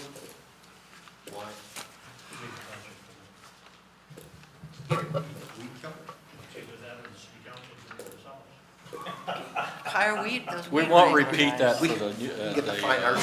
TV audience. All right, so talk. So it's ugly. I'll do it for half that. You don't want to do it? It's ugly, and you know, it's a city facility, and it's ugly. I'll just say flat out, it didn't strike me when I was down there as being, I didn't really notice it. So Okay. if it's ugly, I'll take your word for it. In But the eye of the beholder. yeah, I might throw that on the old whiteboard. The same thing with the kitchen, though. I thought the kitchen was actually fine. Early. Whack 16,000 from the Whack the weeds. 15. Ugly landscape. So unwhacked. Noxious. Yeah, I know. So the issue with the kitchen, The issue of the kitchen, Councilmember Stoneman, is more than just aesthetics. okay. The cabinetry is falling apart. The tile is peeling away, and we should have taken the time to point that out to you, but, yeah, that's the reason for the remodel. Advance in the budget. I think when I visited, what was it, in 2008, first time I was in the budget process, that it didn't look all that good then. So, Thank you. Well, again, like I said, maybe it's just I wasn't looking or wasn't paying attention to it, but it didn't strike me as being in disrepair. It wasn't. Yeah. Okay. All right. You're saying this is. Thank you, Councilmember You're Cole. batting 500 here, Tom. This is a must. well, I took heat because I went out and looked at things, and I do remember, so I remember that. Is that 25,000, is that our third? You guys Is it remember 20? that when they It's come up? 1/3 of that 25,000. Okay, so the total cost is 25,000? That is Is it correct. only the cabinets?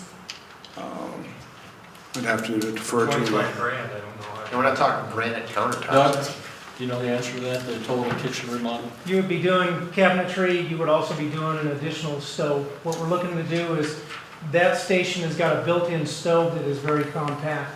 When they have meals for holidays, they have to bring in food that's already warm because they can't cook in the station. So we'd be getting rid of a surface mount cooktop, a very small compact stove, and putting in a residential grade stove.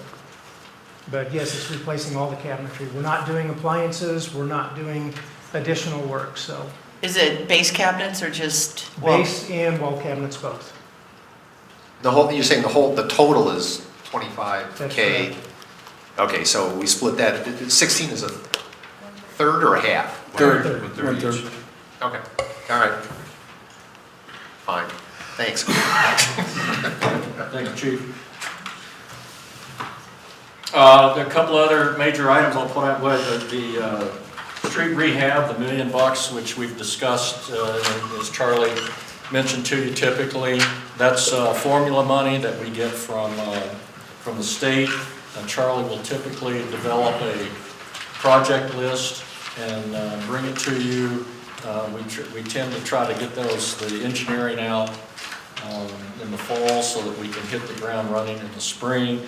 But basically, council usually gets a look at the project list probably in October, November. So, but this is basically just the highway users tax money cannot be used for anything else. It's formula money. It's earmarked, and so it gets appropriated, and then Charlie and his team come back to you with specific project lists before they go out to bid. And the other major item is again an item that the council was very involved in. Again, that was part of the negotiation with Denver Water. This was a conversion of the irrigation system here at the city center from potable water to non-potable. As you recall, Denver, the $400,000 is actually, it will be a credit back, but Denver will cover the cost of this.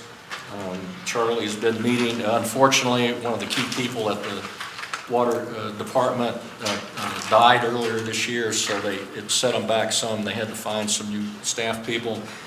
But they're moving ahead with the design of that. I'll have Charlie elaborate on where that project is. This will require another intergovernmental agreement between us and Denver Water. They were hoping to be able to get it to me in order to present to council September, the next council meeting. Unfortunately, it's not done, so it'll be October. We will bring to you that agreement with all the details, but they have committed $400,000 to converting the irrigation system on this property, the Littleton Center campus, from city water to non-potable water coming out of the city ditch. It's a complicated project, and therefore the agreement has a lot of details on it, but that's the intent of what we're doing, and they're expecting to spend upwards of $400,000. And the footnote on it is it's on the revenue section and the expenditure section, so balance as far as. Yes. Any questions for Charlie on that? Anything else? Any other questions? With some of the water in the city ditch being Englewoods, is this the water that would be used here is not part of their rights? This is water that we have a right to use, 4 1/3 inches of the city ditch water, actually through the city of Denver. Englewood manages the ditch through this section, but the water that we will contract for comes from Denver. As a matter of fact, they've offered to us additional water shares out of the ditch, and I have expressed a strong interest to have that at some point be considered by council for additional water acquisition. And Councilman, we've had rights to that water since the 1970s. And so there's not any commingling. I mean, it's very specific that we have the right to that water under our 1970 contract with Denver. Okay, any questions on the special revenue fund? Page 266. I'm sorry, public facilities. Public facilities, this is one that I've mentioned. This is a fund that can be very variable over the years. We generate revenues in here when a property is subdivided. In some years, back in the 90s, this fund got to be quite large. It's not been very large lately. We typically just stick in an undesignated amount so the money is appropriated, and then come back to council with a specific project when we have it ready to go. As I mentioned, this is one where in my judgment, the Broadway County Line intersection might be a candidate for this. We've used it for other things, but basically what you're doing here with the undesignated is just appropriating it, so it's appropriated, and if we have a project, then we can come back to you and council can release the money. Conservation Trust. Conservation Trust, and I'll have, Tiffany, do you want to come to the table on Conservation Trust? Because, as you know, this comes from lottery money. We've, over the years, used it. We typically then budget undesignated, again, with projects that are coming along, but we've used it for a variety of things. Improvements down in the South Platte Park, matching it with other open space money. The reason I'm asking Tiffany to come up is Councilman Taylor had asked specifically, and I believe in somewhere we were talking about the collection center at the museum, and we had said that there might be an alternative funding for that. And so Tiffany and Doug were at a workshop that put on by the state in terms of eligible uses for the Conservation Trust Fund, and there are some specific pieces of this related to historic storage and historic uses, and I'll have Tiffany brief council on how this money might be eligible if you decide that you want to use that for the collection center. Tiffany.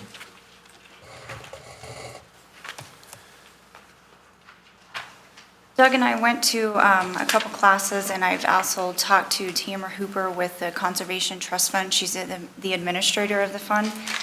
And we talked about a few things that could potentially be used related to the museum.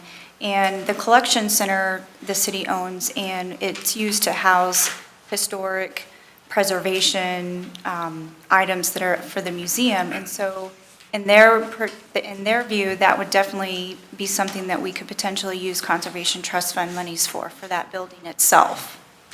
Anything that's capital related, that is for recreational purpose for the museum could potentially be used. If you look on page 267, at the end of 2011, we're expecting about $850,000. However, oh no, that's correct, yeah, $850,000, and then by the end of 2012, there's about $600,000. In 2012, we put in $300,000 for undesignated, kind of like we do for Public Facilities Fund. So if the council wanted to use that, we'd have the money appropriated, and then we could just come to you and you could release the monies. So by that interpretation, if people had fun going through the front doors of the museum, could we fund those through the Conservation Trust Fund, since that's capital? I think the museum building itself gets a little more complicated because of the COPS payments. And the building authority is the one who actually Cops are different. issues that. Is that the statement about how you can use it? Can I I'm see? sorry, Dr. Cole, did you have a question? Yeah, I wanted to just read Oh, what it said about. The actual uses. citation? Yes, Okay. I looked for it today and I couldn't find it. okay. So council, while Dr. Cole's reading the specific language, if this is something you're interested in pursuing, I think during the year, we'll have appropriated money. You could ask the museum staff to work with the finance department to put together a package.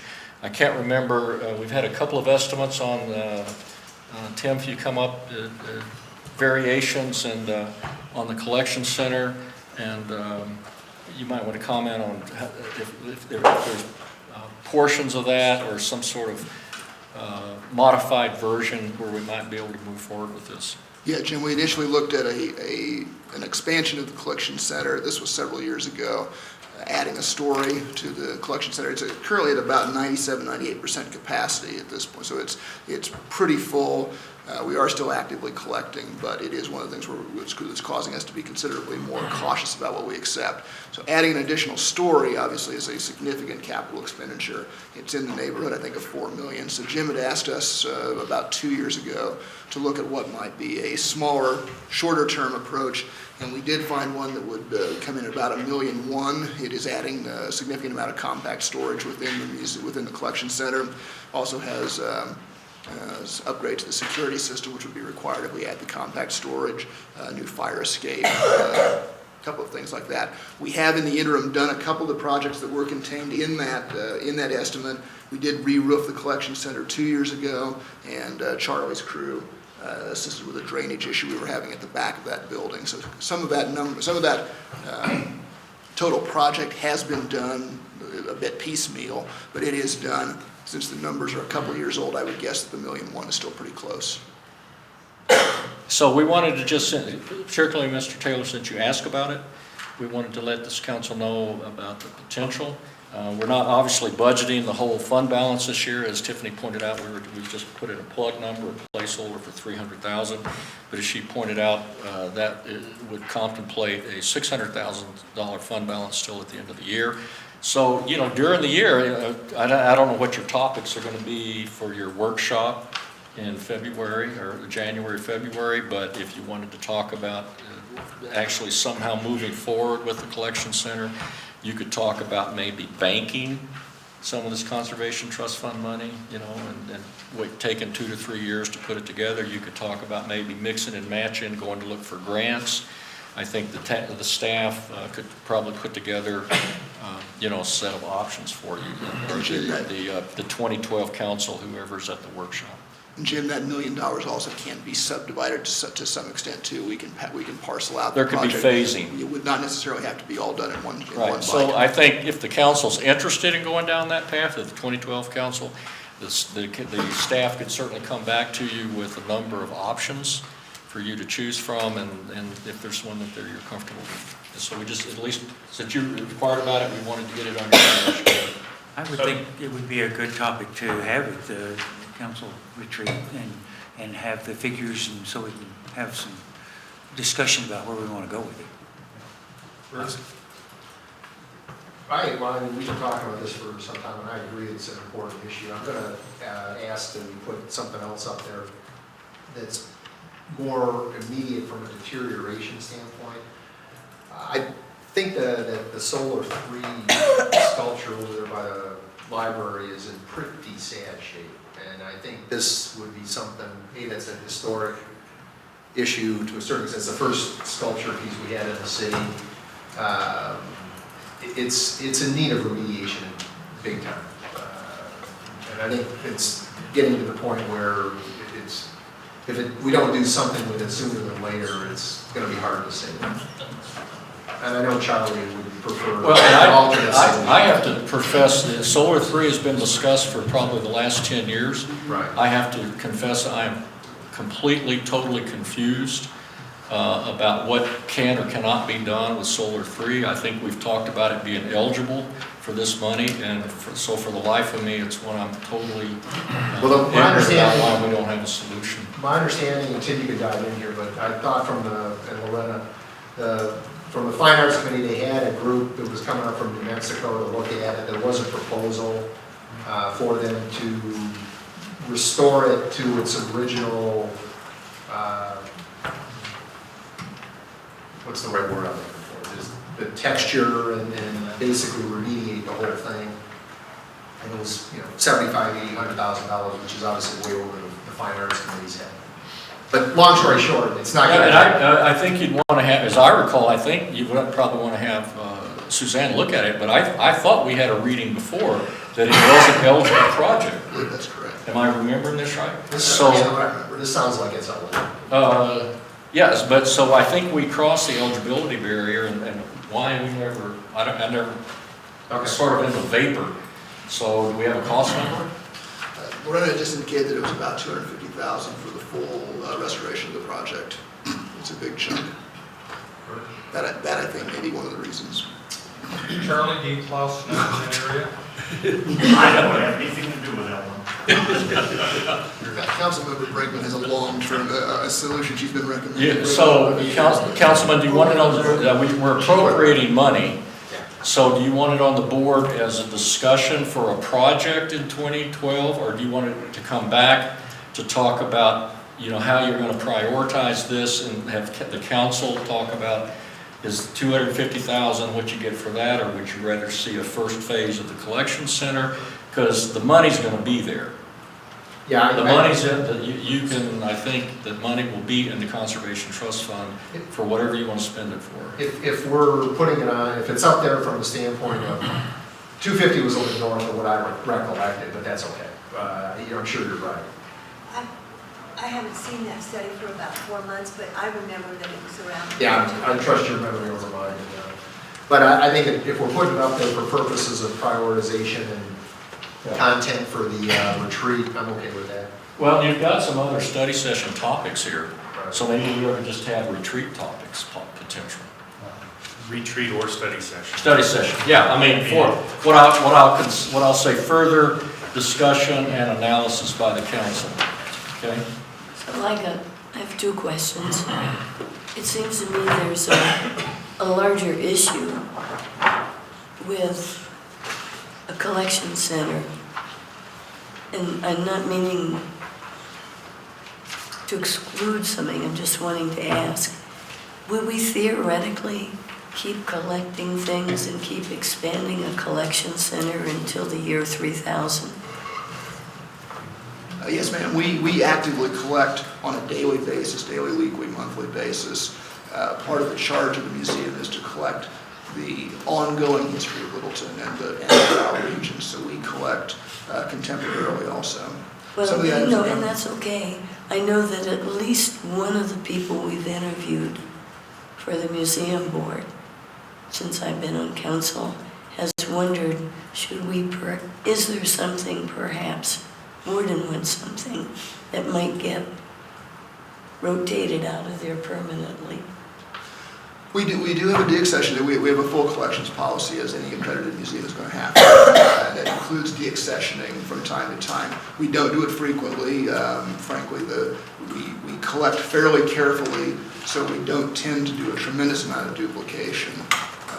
We do try to collect those items that we feel are significant and relevant. So we don't deaccession frequently. We do have a provision in the collections policy. Anything that's deaccessioned has to go through a fairly detailed process and ultimately has to be approved by the museum board as sort of the final arbiters. But that process is in place. It's just not one that we and most museums exercise real frequently. Okay. Then, in terms of the Conservation Trust Fund, the way I'm reading that, and maybe it has to be in context that I'm not seeing stated, that money could theoretically, the recreational purposes on the site, could that not apply also to library things? Or will we need an interpretation? Now, I'm trying to be clever to find some way to get some Yeah, I don't library know, stuff. the seminar, the state seminar that Tiffany went to, Tiffany and Doug went to, specifically talked about historic issues. So if you want to have that research, then I think it'd be a collaboration between Well, no, so I mean, Suzanne. this is from an overhead, right? Right. So, Now, this is so- from the state. No, but what we're looking at is an Yeah. overhead from that presentation. Yes, ma'am. So probably all the other stuff they'd said before that would say recreational purposes at sites that are historic or something. We could look at that. We could go back and read the CRS and determine. I just, you know, if we Sure. got flexibility. We're I'd like- looking at, staff will be happy to follow that up. Thank you. All right, Fund 15. Who wants to talk about consolidated revenue? Tiffany? Okay. Tiffany will. Fund 15 is what we call consolidated special revenue. It's the fund that has about 17, what we call sub-funds in there. Some of the ones that you're familiar with are the peg fees, the Littleton Vale, which reimburses victims through the Vale Board. Those are a couple of the larger ones. We have Stern Elder Trust and Wildland Fires. We basically kept those the same for the most part as the prior year. Wildland Fires is one of those wild cards. You never know in one given year how many fires they're going to go on, so we can't really estimate what the expenses and the revenues are going to be in that. So we just kind of, if you will, plug a number in there. For 2012, I plugged in about 50,000. I think this year we're upwards of 80, I want to say. We're getting close to 80,000 in 2011. Just depends on the year. The new one that we have is the South Metro Drug Task Force. I believe the police department brought some information to you earlier. The South Metro Drug Task Force gave the city some police forfeiture monies that were left over to fund a police officer for 2 years, and we put that in this fund for 2012. Thank you. Grants? For 2012, we were pretty short in grants, I would say. Grants are kind of an opportunity. If it's there, we go for it. If it's not there, we can't. I kind of left it to the bare minimum, the normal ones we get every year. The Vail, another Vail grant through the, I think it's the 18th District Court or something like that. That helps fund a part-time Vail person.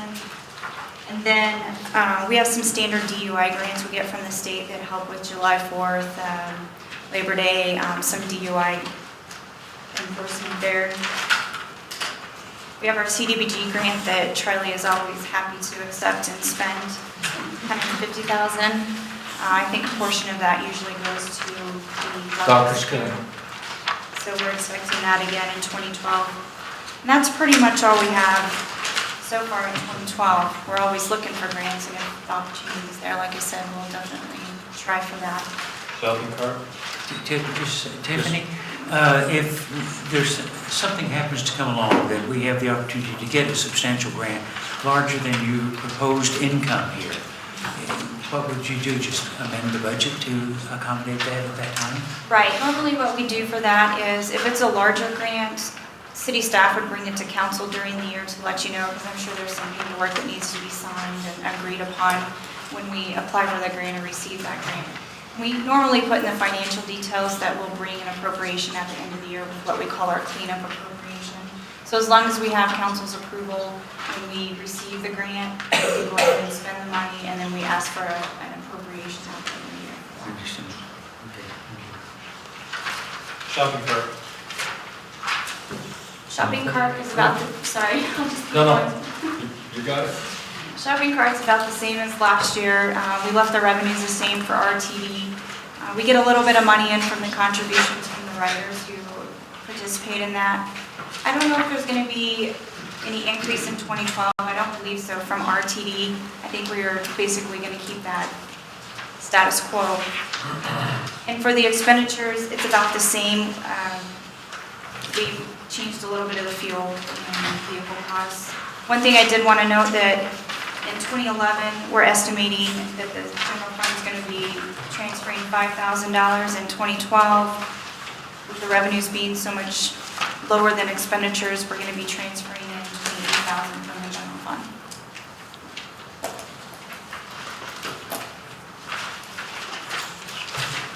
Open space. Open space, I'll just pitch in here, and Charlie, as you know, and there's an open space task force.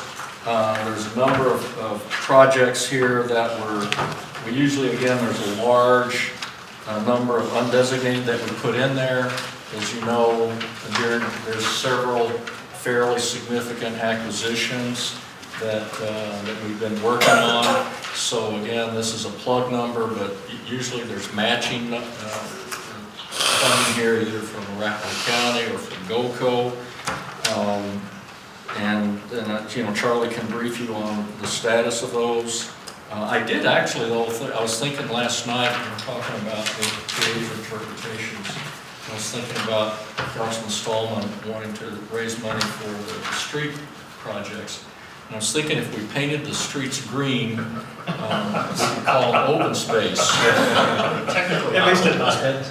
Or maybe even just change the name of the streets to trails. The end of the month cannot come quick enough. Are you thinking out of the box? They tried that in Rocking Horse, and it didn't work. Did they paint them green? No, but the county tried to say that their roads were open space, Well, so see, I think no one could the big annex. mistake was not painting it green. Might have And been. if you changed all of the names, I mean, if you think about the Santa Fe Trail and the Oregon Trail, we just changed them all. They're basically just trails, right, Jose? Actually, in the city of Minneapolis, in Minnesota, there are vast stretches of city streets that are part of their trail system. There you go. I rest my case. The Colorado Supreme Court says no. Frankly, though, driving on a Laddie is like off-roading anyway. You're always throwing a wet blanket on you. Councilman Stallman, I know where you live. I'm just trying to think out of the box, Councilman. And I've, got support here from Councilman Cernanek. He's in. Okay, storm drainage. These next 2 weeks are going to be the longest 2 of my life. All right, Charlie, go ahead and ramble on about your acquisition. No, we're already on 295. Okay. Mayor, can I just mention one thing for open space? Page 281. The city does share, or the city does contract with South Suburban for the South Platte. The city does contract with South Suburban for South Platte Park, and I think in 2011, before 2011, that was funded out of the general fund, and in 2011, we looked at it and decided we could fund all of that out of the open space fund, and we're doing that again in 2012. The one thing I just wanted to note is that there were about 3 projects in 2011 that South Suburban did not get to that we're carrying over into 2012. So even though, I guess I just want to say, even though it looks like there's a really large amount being spent in open space for South Suburban or for South Platte Park in 2012, 3 of those projects were carried over and they were about $88,000. Thank you, Tiffany. I'd also like to point out in the Open Space Fund, a letter from the Hudson Foundation regarding some improvements in Hudson Gardens in the Event Center. If you look beyond page 282, it starts actually 283, the letter, you will note on the second page, they are requesting quite a bit of funds from Littleton to do several projects. You don't have to make a decision on this tonight, although Hudson would surely like you to do it, but I told them it will not be done unless you so desire. They're asking for $400,000 out of the Conservation Trust Fund for various projects at Hudson and to match against some other revenues. Does it have to be Conservation Trust? I mean, Open Space Fund is what it's proposed from, I'm sorry. Thank you.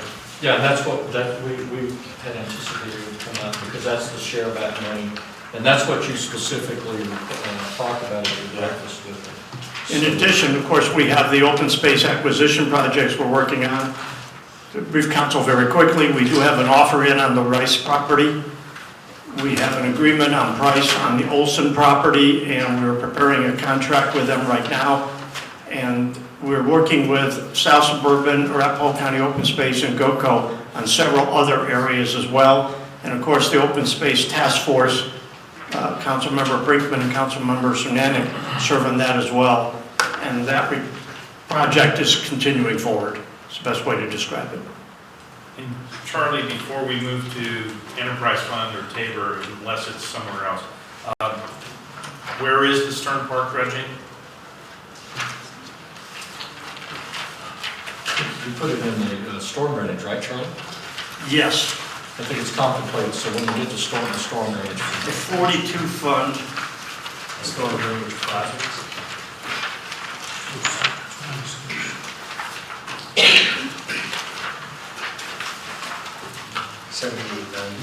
Okay, so it moves into the next, I'm sorry, it was written so small, it starts to make sure I got it. But I think that the general gist that Charlie was gonna recommend is splitting it, applying with urban drainage, South Suburban, and then the city's management come out of our storm drainage. We own the park. South Suburban manages it, and because it's part of the Littles Creek drainage, we were asking urban drainage to put in 1/3 of the project cost. So it's somewhere in 42 then? I'll give you the exact. Well, it would be, you could take it out of in your project, it's in that storm drainage projects, 301,000. So you would come back and budget it out. How much is 20,000 a piece or something? I think the total- 50,000 apiece. Yeah, 50,000 apiece, so Yeah, it's just circle that right there, Mr. Sunanek, under line item 7890-001, the 301,000. That's right. It's right up from the bottom there. Okay, so that's where it is. That's where we're gonna recommend it. Okay. Yes, sir. It's, knowing that they've been asked to put it in their budget as well, I just want to be able to, we got it. That it would be appropriate, yes, sir. Okay, any other questions on storm drainage? South Metro Communications Center. Tiffany, you want to comment on that? South Metro Comm Center is, for the most part, verbatim 2011. There's one change in the transfer in 2012. The general fund is going to be putting a share in, just as the partners, of 127 and 140. And we do share that with Littleton Fire Protection District and the Highlands Ranch Metro District. Okay, Geneva. Are you awake?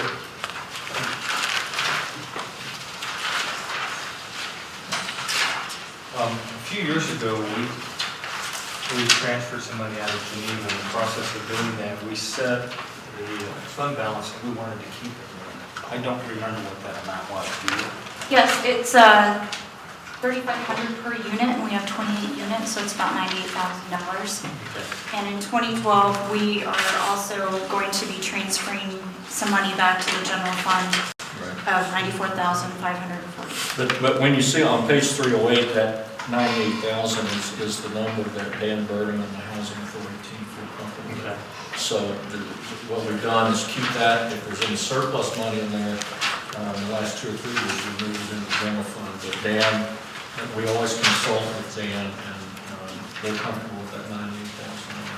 Are there any projects that are outstanding to do with Geneva? You know, we talked to Dan Burnham, and once they get the windows replaced and all the things they did last year and the year before that, he said there's really not any large projects on the horizon right now. Okay, roofer. No, he didn't mention anything. I was wondering, are they done with the windows? I believe they are. I think they finished in 20 minutes. Yeah, we met with Dan, and his major projects are completed now, so Okay. he's sorry he couldn't be here tonight. And there was some sidewalk thing we were doing, was that last year, Charlie? Charlie? Sidewalks are all done. Okay. All right, thank you. All right, sewer, we already did. Yes, That's sir. quick.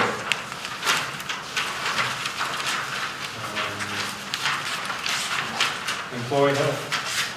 For health, you want to, Eric here. I guess, Eric, will give you a quick overview, but I gotta tell you that we've done tremendous this last year. So what you're seeing in your health fund is that our claims are starting to level out.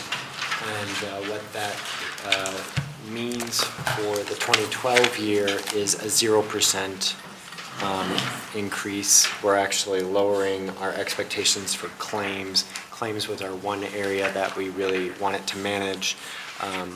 And so what we did a couple of years ago is we started implementing or phasing in a wellness plan, and that was a significant piece of trying to manage those claims.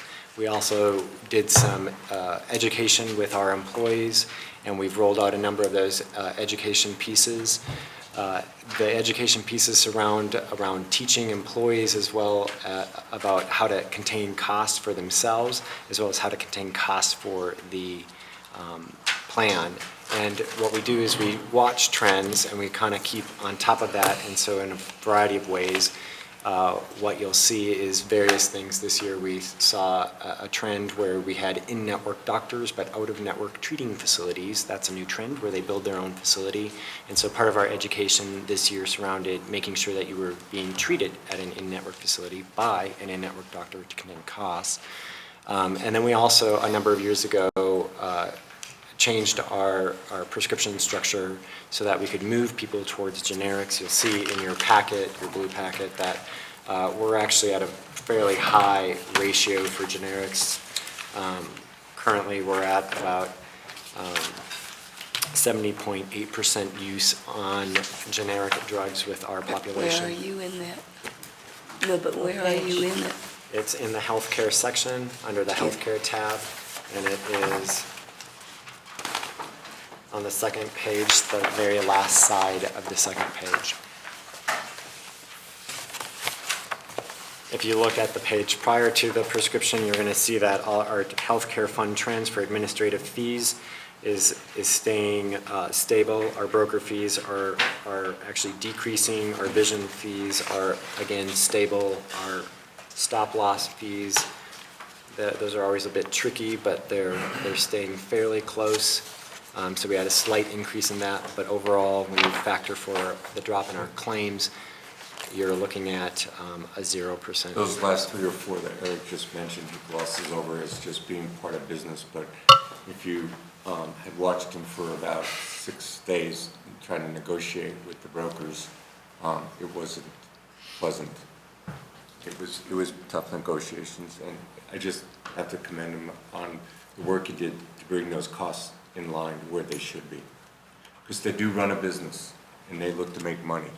And we got them on a few things that they tried to slip by. But There were some compromises on Cigna's part that they probably were not necessarily interested in making. But Any questions for Eric on health insurance? Any other insurance questions? Anything else on insurance? All right, fleet. Fleet. Mr. Brown.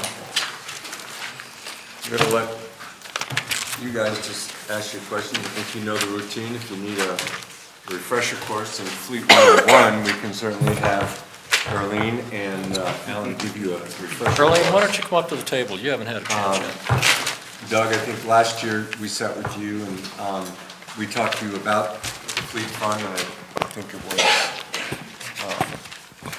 we're always interested in where you want to take the discussion. Questions Leave for it the up to you. team on fleet? We're replacing a car with 34,000 miles on it. I'm not sure what you're looking at, Doug, but it's probably the South Metro Drug Task Force car, which we're committed to replacing every 2 years. Give him a citation on this. Page 354, the Impala. Okay, Yes. we have 2 Impalas that are scheduled for replacement or are recommended for replacement. Both of them are 13-year-old cars that have been in the community resource employment. They actually are school resource cars. They're old and pretty sorry shape, and what our intention is we're going to move them out, put 2 middle-aged existing vehicles in their place, and then buy a couple of new vehicles to put on the street in primary patrol units. So, I'd like to point out that mileage is not our primary indicator when it comes to replacement around here. City of Littleton, we get almost no highway miles. It's all stop and go, very difficult, hard in-city mileage. Littleton mile is roughly equivalent to about 3 highway miles. But the other things that we use to determine the need for replacement are the age of the vehicle, which in this case is 13 years, and the life-to-date maintenance costs. And on those 2 vehicles that you've questioned me about, we've spent almost $13,000 in life-to-date maintenance costs on those 2 vehicles each. How do you spend $13,000 on a car that has 34,000 miles on it? Well, actually, the cost per mile on a low-usage vehicle is disproportionate to the usage. It's actually more expensive to run a car fewer miles than it is to, in a cost per mile basis, than it is to run one higher mileage. But a lot of those maintenance costs are not really associated with the base vehicle. They're associated with the equipment that that vehicle houses, which is in the neighborhood of $10,000, maybe $15,000 worth of aftermarket upfits and lighting, computers, and various other I police. need to interrupt, Al. I need to leave. We have a major, believe it or not, roof leak over in PD and in fire. And there's tiles. So the discussion we had tonight was very timely, so I'm going to be gone for a while. Okay. Want to go pee? So we can go back to administrative services now. What's really unfortunate is the tiles are coming down in the new training room in the police department. This is the brand-new building? Well, it's an old roof. It's old space that was remodeled that's now training rooms, and in the sergeant's office and in the fire department. Ziggy? How much rain are we getting? How much rain are we getting? Should always be around. I guess I really asked the right question. You may want to go say. Can we use some of the water and capture it for irrigation purposes? Rainwater harvesting. Actually, no, you can't. All right, so, All right, let me just get back, we're because different. Alan, let me just, you're asking good questions, but Yeah. let me just say, Yeah. and Phil was very complimentary of Eric's work, but Alan keeps absolutely meticulous records, maintenance records. So any questions that you would have about a vehicle, Alan has very meticulous records about when it was worked on, exactly what was done. He's given you a general overview that low mileage, because of the stop and go and the idling, can actually be as difficult on a vehicle as, so it's a little counterintuitive from our miles, that you look at the mileage and say, well, geez, why are you doing this? But the kinds of stop and go and idling that we do with the city vehicles is very tough on it. But he certainly has, and I've looked at them with meticulous maintenance records, so any councilman could be. But these are the school resource officer vehicles, right? Yes, sir. So they drive them to the schools. They come to work in the morning, they fire them up, they drive them to school, they sit there oftentimes with them idling and running their computers, and then they come home again. They get used basically just for that 8-hour shift every day. They also work in the summer too, and they do. Well, they do a lot of special events and stuff with those cars, but they're not used in the same fashion as a primary patrol vehicle. And I got to point out that I'm not allowed to speak anymore with my boss gone. That's okay, we're not listening, go ahead. It's all off the record. Alan, maybe you could, it says replace with action. If you could give us a quick explanation when it says replacing kind. You have another line that says replace with caprice. Yep. And, what that means, you have your deferred and recommended, so can understand when it's deferred. You have the source of where that is. But that replacing kind, or replace with caprice. Replacing kind just simply means to replace it with a similar vehicle. When I vary from that is when we're doing something a little bit different. For instance, on those 2 Impalas that we were discussing, We are replacing those with a vehicle that's new to the market. It's a police package vehicle that General Motors has reintroduced to the market. It's a Caprice. And we're doing that, like I said, we're moving some Crown Vics into those CRO positions, and then we're putting those Caprices out in patrol. It's a new vehicle. We don't want to jump off the deep end and buy a bunch of vehicles in a year where we're buying maybe 12 patrol vehicles. And so this is an opportunity to put a couple of those new units out there and see what we think of them before we have to make any larger decisions down the road. The police market is changing dramatically right now. The vehicles that have been the staples in the police market are going away. And before the next time that we have to purchase a large number of police vehicles, we need to make some decisions about what is the best unit for. So in that case, that replaced with Caprice, that explains that. And then I've also noted that on the heavy trucks for the street department, that the replacement includes a plow and sander. With some of that, have we, I know some places, since the city's not that large, folks wouldn't be necessarily that far from a refueling center. Have we looked at electric? Actually, I'm running an electric vehicle in the fleet department right now. We got some funding for that was in part authorized by council back in 2008, I think, and then we picked up some additional funding from state rebates and stuff. We converted a 2008 Ford Ranger and put it into service as our parts shagging truck. It's been in service for about a year now. It's working out fairly well for us. And we're also doing electric hybrid vehicles in a few variations. But quite frankly, without government subsidy, the costs, the incremental costs on vehicles like that are too high to make the life cycle cost analysis work out. In the past, I've been able to get a fair amount of subsidy money.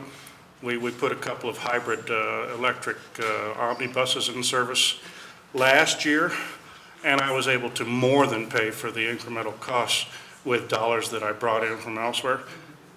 But in the current political and economic environment, those kind of dollars have dried up, and so it's making it very difficult to pursue any alternative technologies like that. Anything with natural gas or propane? We don't have any natural gas or propane initiatives out there right now. It's something I look at on a regular basis.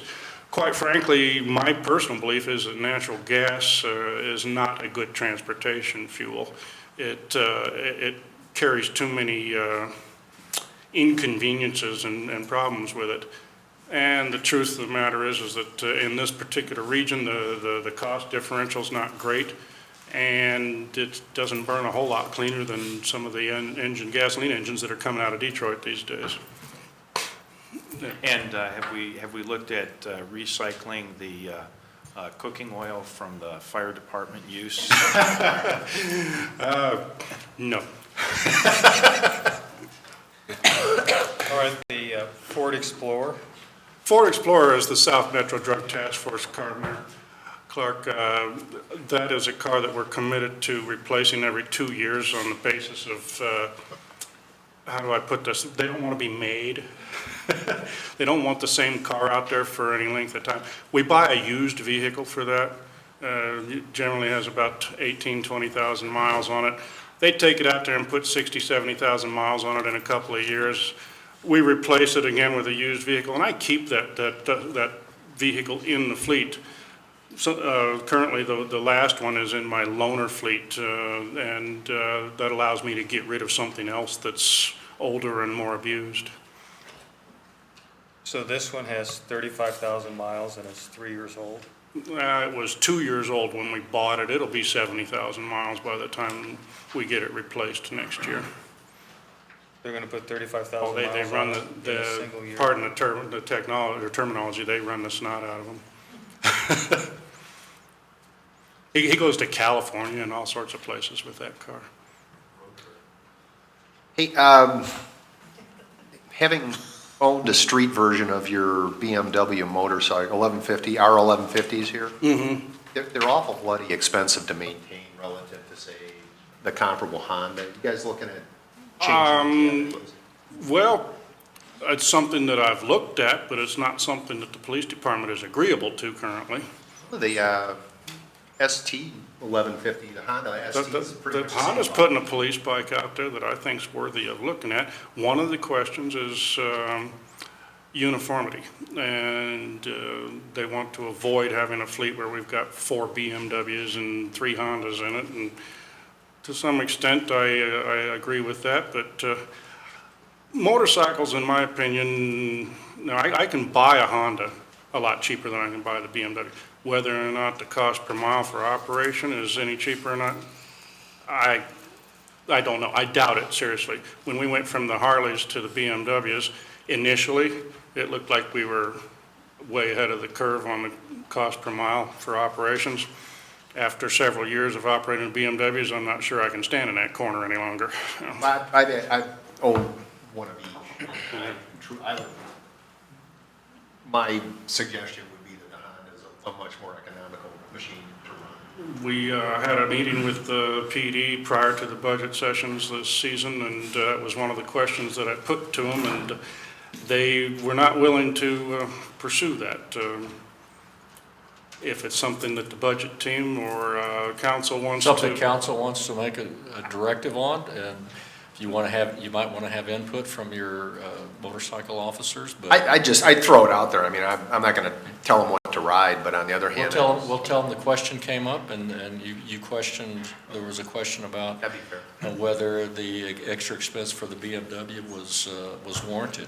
Okay, And- in the cost side of it, looking for where's the accountability, does the full maintenance and per mile cost get into the police budget? Oh, yeah. Particularly when you're talking about motorcycles, that's a direct bill. Parts, labor, sublet, that all gets directly billed back to them, including markup on the parts and stuff. But everything, regardless of what kind of vehicle it is, we recover our costs from every department, whether it be the police department or, in some cases, we do it on the basis of usage, cost per mile or cost per hour, and in other cases, we do it in a direct bill fashion. So, sorry, but going back to our Explorer that goes to California. Why? You're going to have to ask PD that one. That's the South Metro Drug Task Force unit, and That's South Denver Metro Task Force, right? South Metro Drug Task Force, SMDTF. I was And, just wondering which state. oh, yeah. Denver. Yeah, can you get an answer on that? Sure, Please. I can ask to the degree that we can share any ongoing investigation or other criminal investigation activity with you. I'll check and we'll be happy to do that. Thank you. And it should be pointed out too, probably, that South Metro Drug Task Force supports those costs to some extent. We currently have a second vehicle in use there as well, which we are leasing. This just started a month or so ago. They provided the funds for that as well. There's a whole funding, I would suggest taking a look at the whole thing, because, this is the undercover activities. I agree, I'm just having a hard time with undercover 3 states over. The They mayor's skeptical. follow their mark, and that's about all I can tell you. All right, Okay. they don't include Alan in the operation. I'm sorry, sir. They don't include you in the operation. No, exactly. they don't ask me. Right, All right. We'll get you a Property and map. liability. okay. Property and liability, who wants to address? Eric, is that yours? Thank you, Earlene. By the way, council, I just want you to know Earlene Rich takes absolutely meticulous notes. So all of the things that you've requested, we'll follow up on. Property and liability, questions for Eric? Eric, this is really a self-insurance pool for the city. Do we ever do any actuarial valuations on this? We do. In fact, we're due for one this October.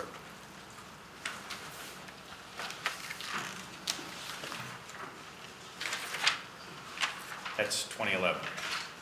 That's correct. So they will be working on that next month, and we should be reviewing it and taking that information and applying it to our fund balance review for it and the requirements for the fund balance in 2012, once we have the results.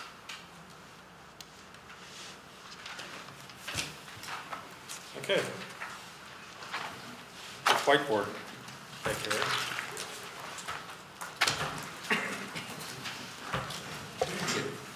Quick break. Quick break, then whiteboard. Five. As opposed to then adjourn. Anybody want to go see the leaks? Take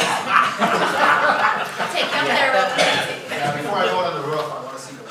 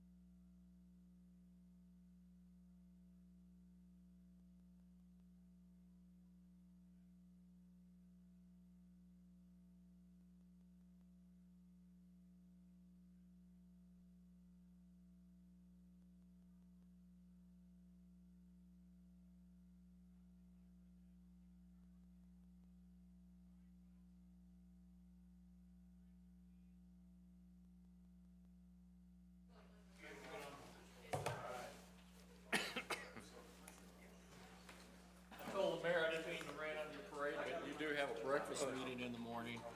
Oh, we do? This is just, That's only about $8. All-nighter.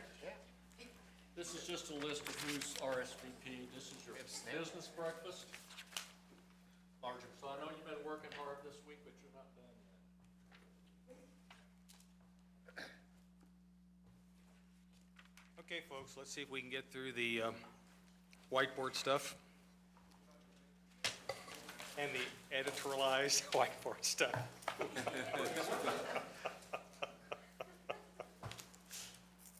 All right, citizen survey. Bruce, you want to make a small pitch for that before we vote it up or down? Yeah, Jim, I want to ask, why don't you look at SurveyMonkey, which costs very little, if anything? well, based on the genesis of this, or the origin of this, was basically there was a CML presentation on this.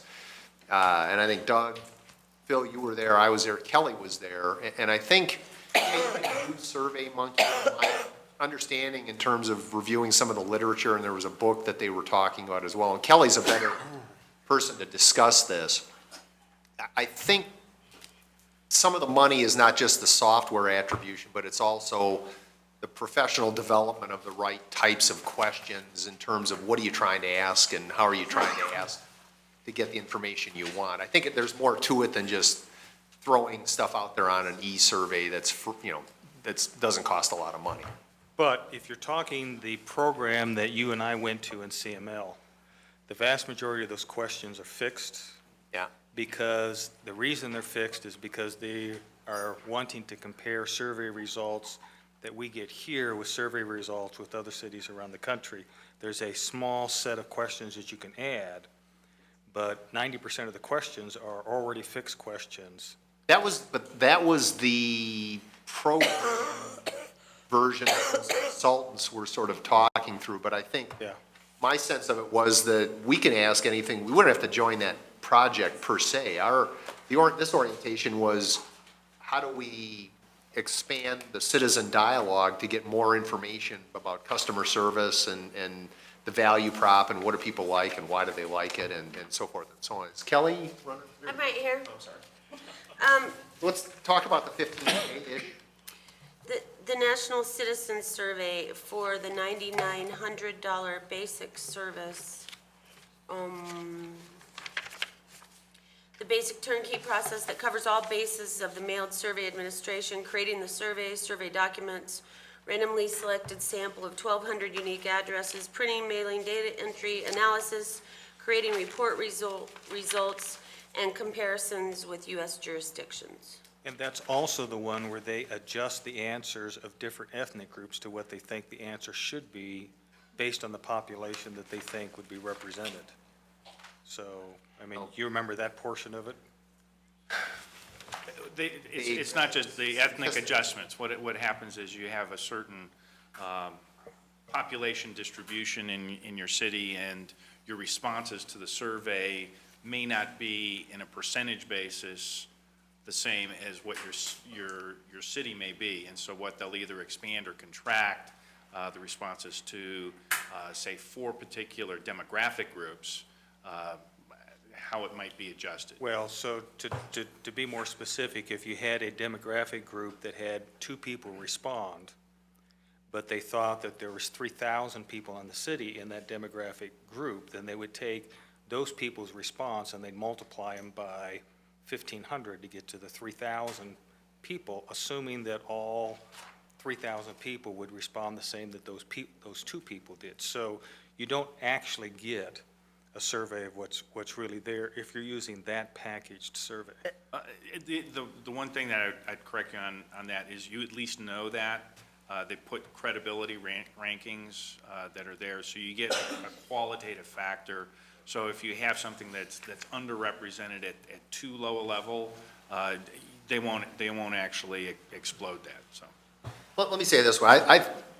I think there's value in a variety of levels of this. I mean, I think we would derive some value from participating in the National Citizen Survey so that we get some benchmarking relative to what and if we're doing the same methodology everybody else is doing, there's gonna be some level of comparability, which would probably give us some information. The main idea here was to, again, extend sort of the conversation of how do we do a better job of customer service. And whether it's 15,000 to do this, or whether it's 10,000 to do some custom questioning or hire a consultant to do it. And I think you want to mail versus email. You probably want to do both theoretically. I view it as a good,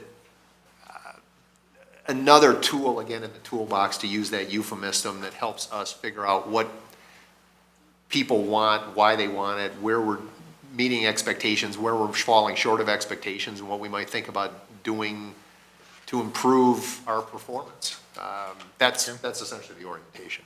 Okay, so all in favor of spending of creating an appropriation of up to $15,000 for survey-like stuff?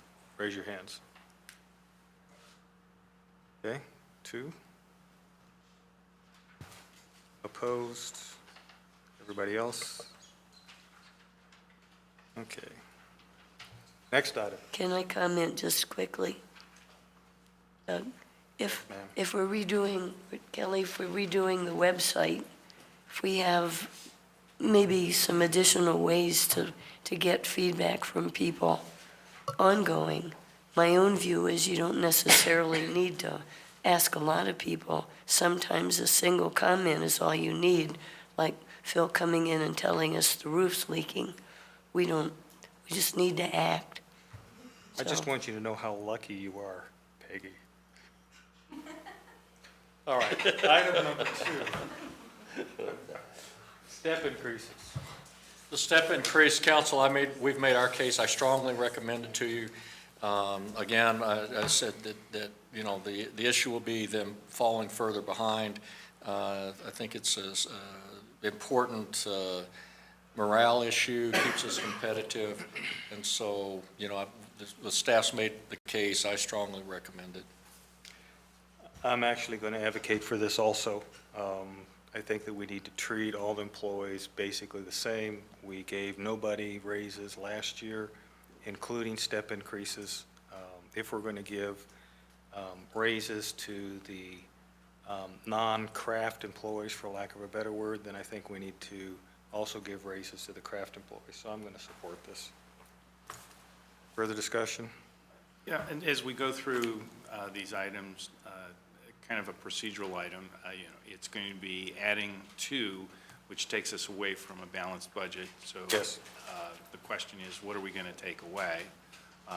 So till I kind of see, you know, anything that goes not in the budget, going counter to our balanced perspective would be something that I'm having a hard time doing. Well, this would indeed take us away, as we currently sit, from the budget that we approved. This would put us at a slight deficit. And I believe we said, what, 59,000? Yeah, and just at the point of being a complete nag, which council's gotten used to, I will just reiterate the terminology. Your direction was to have estimated revenues equal. Estimated expenses. Expenses equal estimated revenues. expenditures. Yeah. You will always adopt a balanced budget, and because it's required under Colorado statute. So what will happen, Will, is that the budget, that when the appropriation ordinance comes to you, the fund balance will, yes, drop. But that is not, when you're dipping into cash that you already have in, I will just have to be a nag here, that is not true deficit spending. True deficit spending is when you are going into debt with money that you do not have. You have this money. So I know that gets, you know, I've lived through enough GOFA and training, so it is not true deficit spending, but when you have the money in the bank. And so I'm just, because I know you have citizens and other people who look and see this, this is not deficit spending a la the federal government, which goes out there and is actually just borrowing money. And this is you have cash in the bank. This is reducing the projected in-fund Yeah, balance. yes, And sir. specifically, this would reduce it by about $64,000. Yes, sir, but it is not true deficit spending. So we almost flipped from being 59 above to being 64 below. And we're expecting our general fund this year to come up 3 million Yes, over ma'am, if you last looked at- fall, yes, last ma'am. winter, December. Yeah, Pardon? Earlene's putting it up there. Yeah, but audience at home can't necessarily see that. Okay, any other discussion? All in favor of step increases, raise your hands. Ooh, okay, that's 7-0. Are we making this just consensus votes? No, mean, as opposed but to- I'm keeping track of them. Do we need motions? I mean, the first one couldn't be a consensus vote because it's 5-2. Pardon? Do we need to make motions? No. That's what your real question was, wasn't it? That was my real question. Yes. Are you making motions or are you just asking? You sort of, Yes, we're going to be more official in the future. All right. We don't have to. City manager's salary benefit spread. Those next three really are already, they're ones that we're probably gonna put in anyway, they're ones that are already realized, they were just, Okay, council requested that we amend the budget to include those updates. okay. Your sign changes, so it's, over here, it's plus 22A means it's plus to the fund balance, not plus to expenditures. It means that it decreases expenditure, so in the overall formula that's up there, it would be adding to the fund Plus balance. means fund Yeah. balance. So our 64,000 negative now becomes 41,000. Right. The total overall that you have before making any decisions tonight is 127,830 spread to the good. Okay, so the next one that's on there that we're Which actually we get just a burned. decision on is police officer. We just agreed with the stuff. Yeah. Debbie, you want to make a pitch for that? Well, I have a question. I was kind of flipping through, and on page 103, and there's no one here from. Yeah, PD's not here tonight, so I'll try to cover for him. Special events overtime are they asking for the $30,000? Because that was a giveaway, they gave that up last. The budget team can help me, but I think that it was tentatively cut, but then council came back, and if you recall, you specifically authorized all of the support for those special events.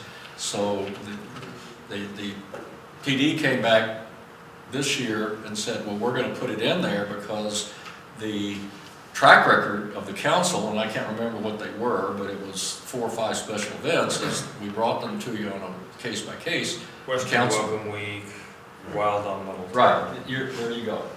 So it got reinstituted this year because the PD said, well, we're not gonna cut it, because we ended up having to eat that anyway. Erlene? It ended up, sorry. All right, come and explain it then, you probably have better information than me. It ended up last year that PD's initial concern was they could get money for the special events to cover it from the other people who were involved in those events. However, council decided that we did not want to request funding for those from other organizations who probably, I suppose, are not as well off as the city is and doesn't get as much money from citizens as the city does. So that actually last year was initially put into the proposed budget as a revenue item to offset the expense. We took it all out, but then the revenue was not approved. So we have to increase the budget this year to cover for that expense that was going to be billed to other agencies, basically. Is that correct, Doug? That was part of the fee proposal, yes.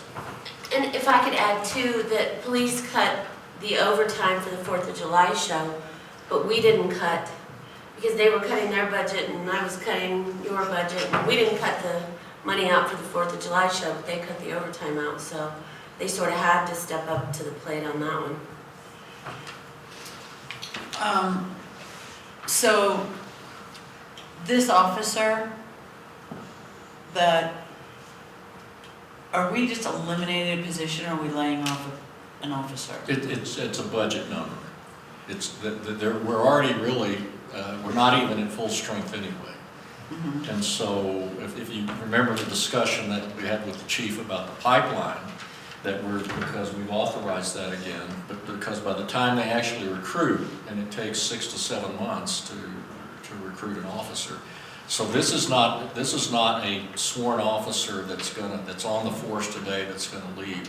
This is really a budget number to bring them into compliance with the cuts. And quite frankly, I think it's, with the recruiting, it's probably going to have a marginal budget effect one way or the other. And if things got better, if we don't have a double dip recession, I mean, at some time, as you remember the discussion we've had, I mean, I don't know them when they've ever been at full authorized strength. There might theoretically be some point in time when they would bump over that might be an issue. But this is not an officer it's not going to shrink the force from what it is now, because they're already, I think the chief told us they're out looking for 3 or 4. So it's not going to have a body that's not going to be there. It's just a budget number. Yes, sir. Put it in maybe different words, and Jim, correct me. My understanding of this from a quick discussion with both you and Heather is, instead of putting all positions at being fully funded for the year, there's a recognition that there are openings that occur during the year. This is a recognition of the, in effect, savings that would be there because there are open positions when you're dealing with about 100 folks. And what this is it's when Jim talks about it being a budget item, it's actually recognizing in the accounting, instead of budgeting for full staffing for 365 days, it's saying we're going to have some open positions during the year, and it's just a recognition of that. It could be either also looked at, it's a freezing of a position, not to fund it, because otherwise you could take it as you're cutting an FTE. You're going from 70 to 69. Now, I don't know if we made at least that my clear discussions with them. with Jim and Heather, Phil, were basically, this is just a kind of a recognition of the reality.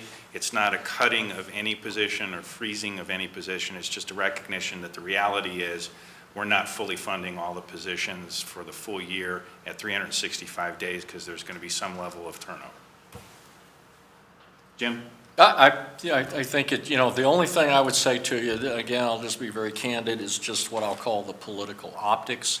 If the council would feel more comfortable, if Jennifer's going to write a piece in the Gazette that says they cut a cop, and everybody says, well, how come you cut a cop? Because I haven't seen a cop on my street for you get the stories. I haven't seen one for 35 years and all that kind of stuff.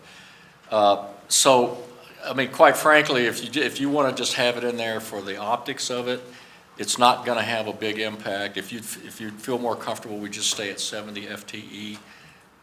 Put it in there. I think this was sort of an internal equity issue because PD got kind of a pass last year.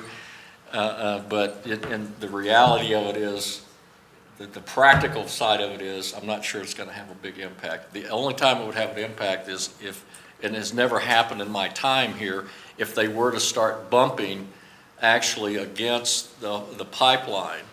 And so where it looked like they might have 71 or 72 officers actually on, which is then Michael or somebody's going to come back and say, oops, we went over. But it's very, very unlikely, as Mr. Shenanic's saying, that they would actually go over the budget anyway. So it's really almost kind of, Well, we did what's this. the word I'm looking for? Accounting Well, adjustment. then how come, when I asked Heather Monday night, where do you lose that officer from? And she said it would come from the set team or traffic, traffic. That sounds like a warm body. Because in the police budget, they have different sub-funds and there's a salary that appears in each sub-fund. Right. So she has to pick some salary line item to reduce. It's like last year, we eliminated, was it 9 positions Right. that had salary in it, but hadn't had people in it. We haven't hired anybody in it for years. You know what, council? And she can figure out where to do that. So- I mean, some Well- organizations will just take all their lines and they'll say, we're going to have some openings, and they budget all the lines at 98% or 95%, recognizing it's going to be. I mean, let's go look at a specific thing here. On page 92, you have Police Support Services Division with a salary line item. On page 98, you have Animal Control Expenditures with a salary line item. On page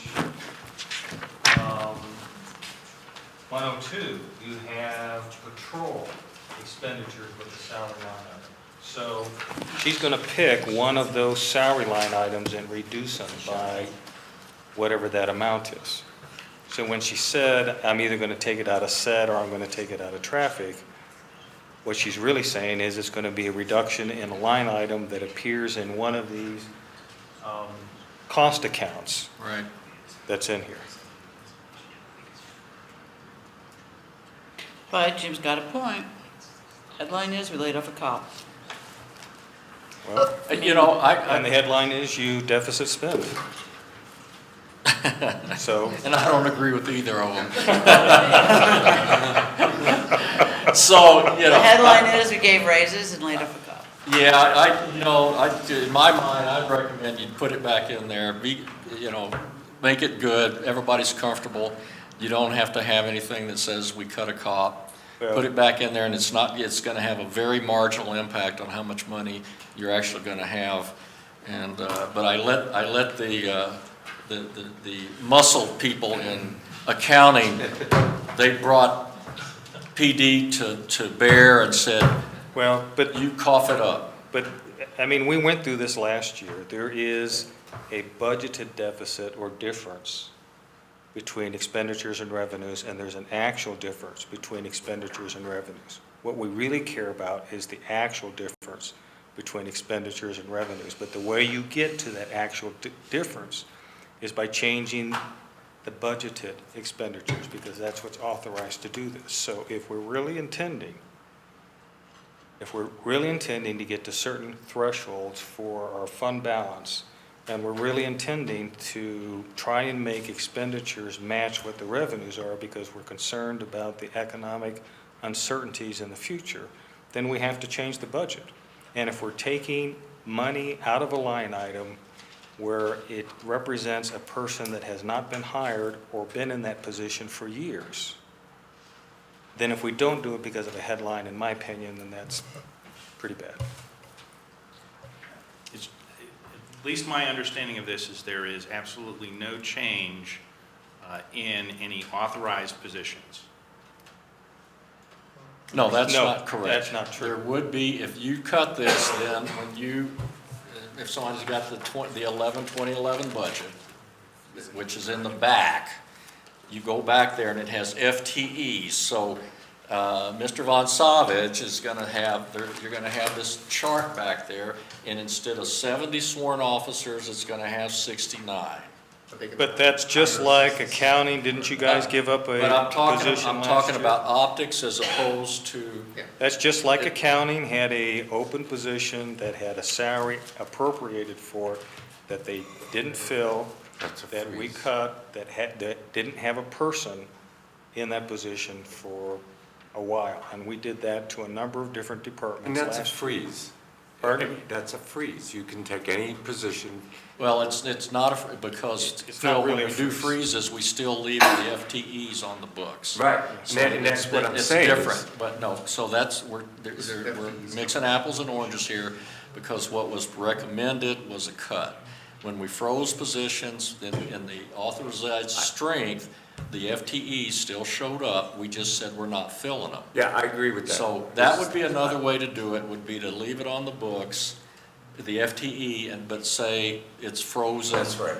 Until the pipeline And if and when they started to bump up against the pipeline, that might be a compromise to get to your intended, whatever that is, between your 8% and 18% fund balance. But that would be a compromise. Leave it on the FTEs and just freeze it. And at such time to say your future manager and finance director, and your police chief, if you are bumping up against that 70, you need to come back to us before you could fill that.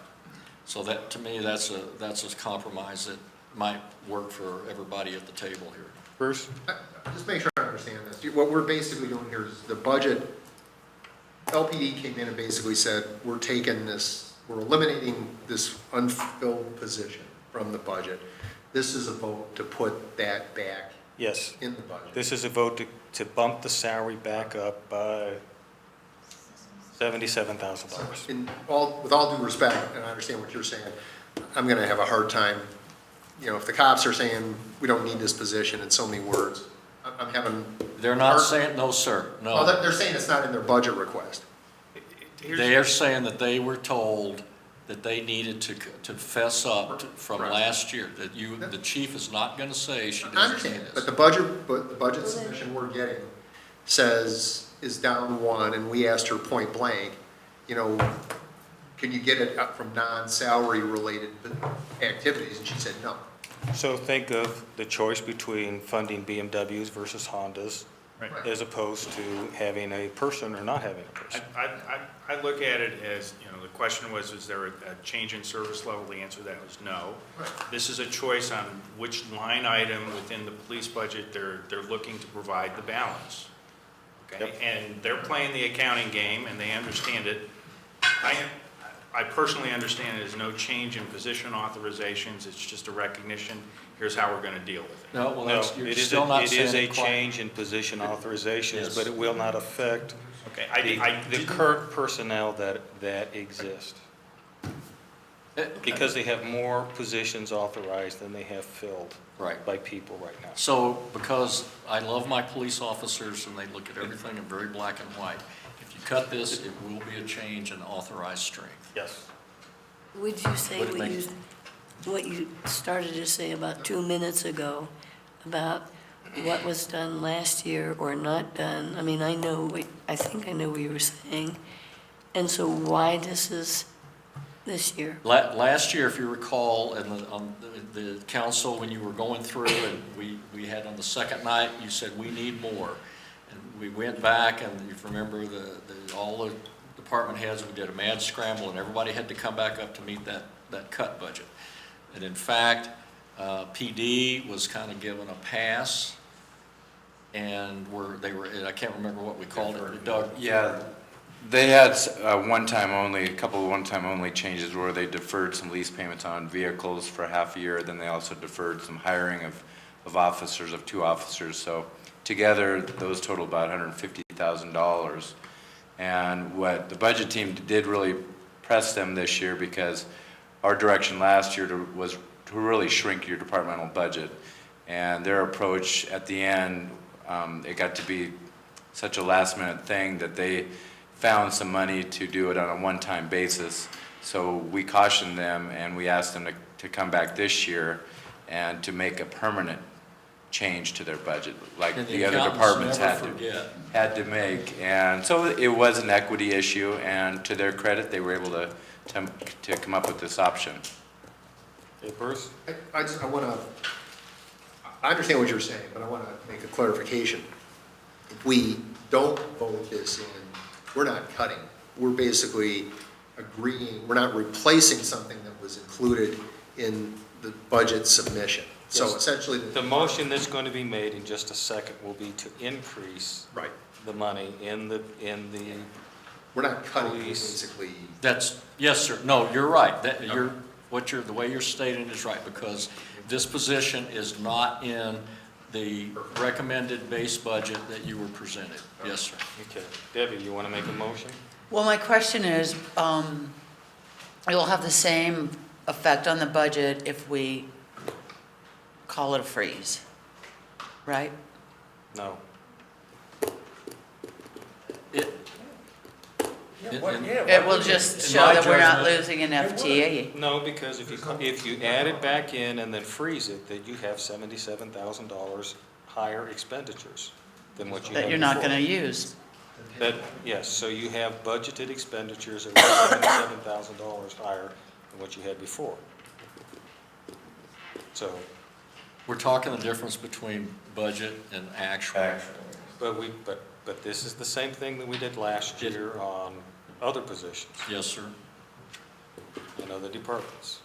It is the same, yes, and whether or not it had the same specific impact or not, we won't know until, well, actually, we won't know until April, but until December 31st, 2011, we won't know what actually happened with what everybody thought you did last year. Well, that's because we won't know what the actuals are. That's right. But you're right, in terms of what you budgeted last year in the process, you're right. So we're kind of, Debbie, you're kind of mixing sort of philosophy and what the comfort level of the council versus what happens in reality over a 12-month period. And it's really the council, four of you somewhere have to decide which one is more important to you. Okay, Debbie, you want to make a motion or you want to pass? I'll make a motion to freeze a position in the police department at $77,000.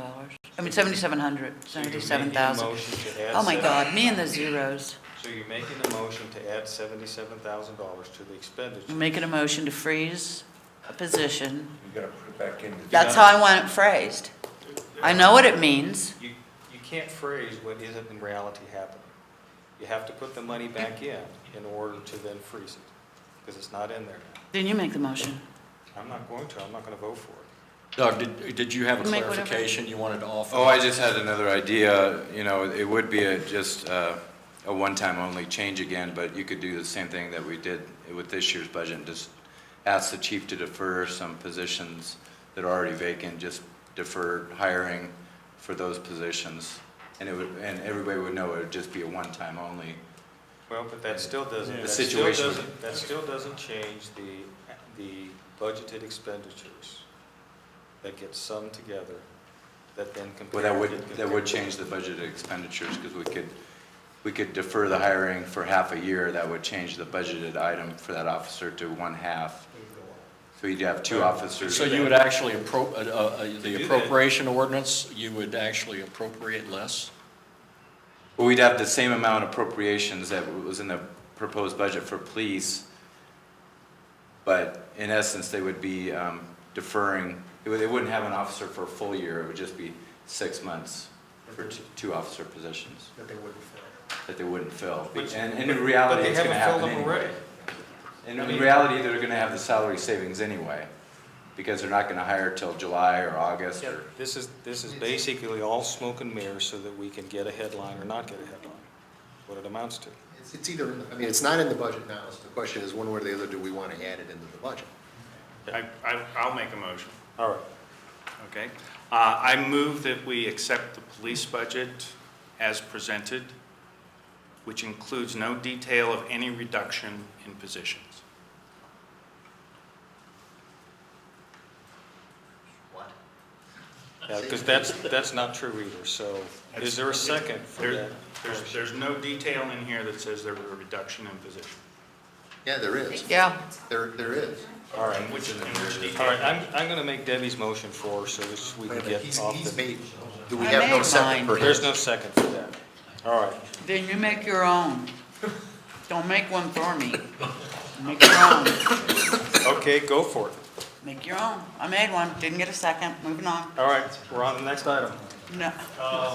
Wait. Next item is lease payoff early. Bill, I honestly, I think there was somewhere in here where it said that There's one that talks about reorganization. it said Guys, we're on the next item. And these were study session items, Okay. so I'm not seeing anything else. At the library.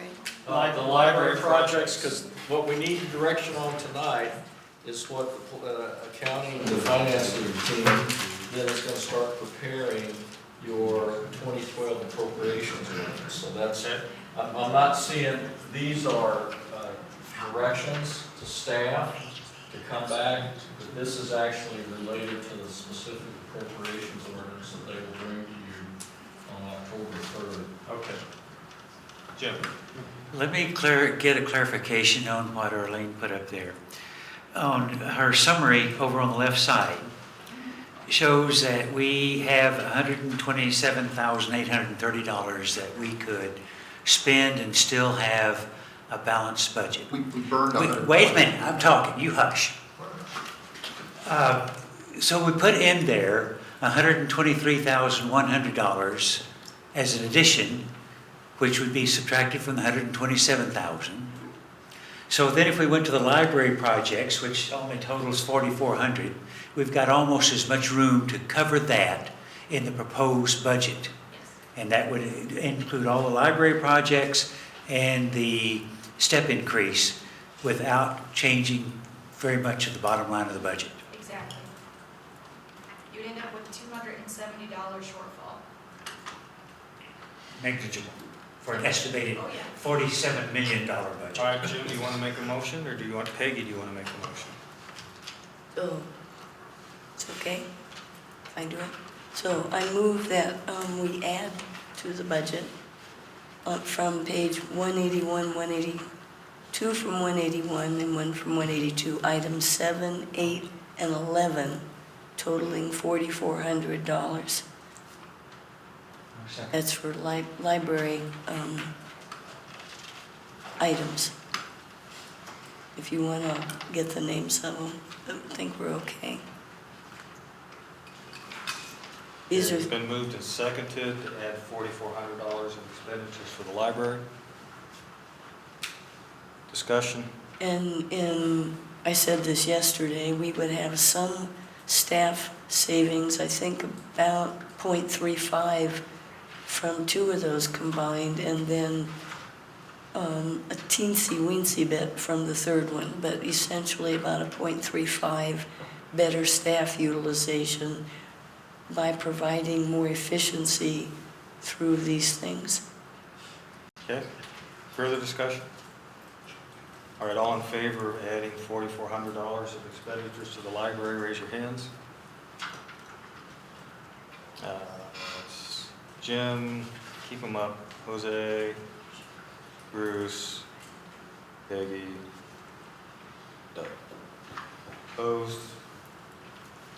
Bill and Deb. Okay?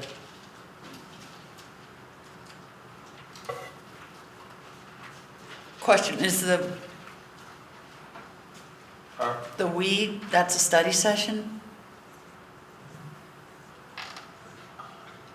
Really? What happened to the weed, the Bruce? landscaping? Are you trying to get that out? Yeah, make a motion to eliminate $15,000 from, what was it? Special projects. Is it 15 or 5? It's really only 5, because the other 2 partners will pay the other 10. Well, it's But Is it's it still 15? from the appropriations Yeah, right. ordinance. It's So gonna be if we're not 15. gonna do it, then- 15 is the right number, sir. Yes. all right, so 15,000 for Station 16 landscaping and special projects. Okay. I like- Second. I like the weeds, they remind me of money. Okay. It's been moved and seconded to remove 15,000 for weeds from Special Projects Fund 34. Any more discussion? All in favor, raise your hands. Opposed? Okay, that's easy. Jim?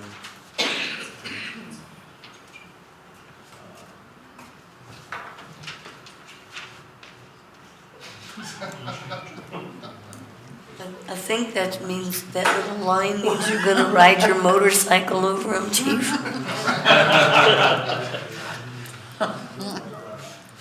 A moment of silence. All right. What about the Oh, roof? Hudson Gardens. What about the roof? Oh, roof. And during the break, I talked with Jim and Phil both about this, with the bids bids coming back on September 27, it would be possible for us to have an emergency ordinance that we could actually do this project this year if the bids come in the ballpark we're expecting, because this wet mess that we've got. Yeah, let me just comment on this, because there's a couple of ways. Let's just say we go out to bid and we come back and the bids are very favorable. And we come back and they say, let's do it all in one shot. There is either, and I'm looking at finance, if there's another $150,000 of unspent encumbrances in the 34 fund, which I suspect there probably is, we could just go ahead and spend it. I mean, we could go ahead and award the bid. My guess is that there's $150,000 of unencumbered appropriations in the 2011 34 fund. If by some chance there's not, and it's really a pressing issue, we could bring an emergency ordinance to the council. But I'm going to guess that there's probably at least 150, because 75,000 is already budgeted this year. So there's probably, as long as we don't go over the appropriations, we're righteous with the auditors. As long as you don't go over the appropriations as of the end of the year. As of the end of the year, yes, sir. And certainly, and I'd make it quick.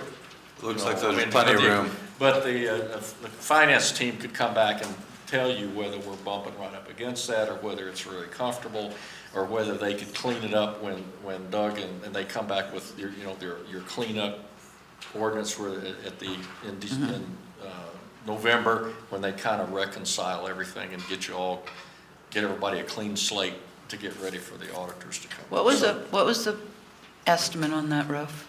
225? 225, but it's a guesstimate. Yeah. But I think you're certainly, I think you've got options if those bids come in and council says, let's get that thing done before the winter comes on. There's options for you to do that.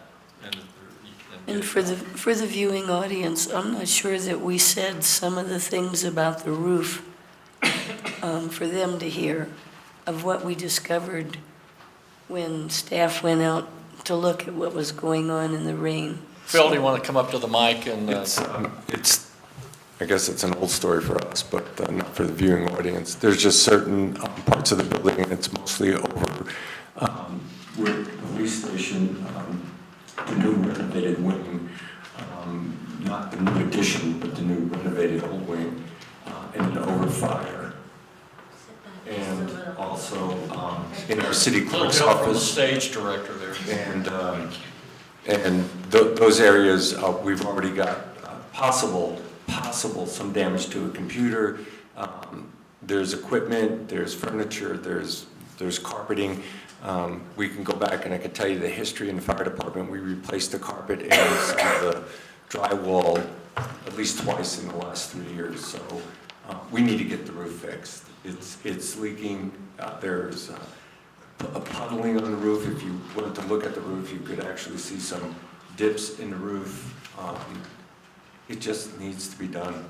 It's wasting money on furniture and equipment and other things.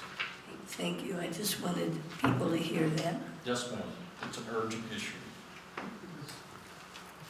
Okay, so the result is we'll get the bids back, you'll come back to us. Yes, sir. In a few weeks, and we'll make a determination. Right, and I think there's plenty of flexibility that you'll have budget authorization in your 2011 budget to award that bid. Okay. Looks like, I would suggest we have I know we've had some discussion with the Hudson Gardens, but we maybe include that when we're talking about some of the special items as far as like the Solar 3 collections building or. well, I'm going to make a motion that we include the Hudson Garden stuff in here, in the budget. What's that, 450 was it? 450. Okay. And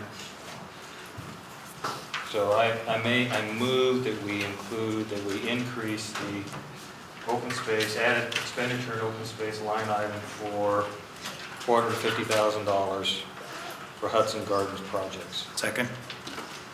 Okay. Doug, can I ask why you want to do that? 400, yeah, that's what, and even 400. Is all right, okay, then the motion is for $400,000. Reset. Versus having the studies? Well, we were gonna talk about doing it as a study session, right? Or considering it. I think, Phil, you said, think about it later or something.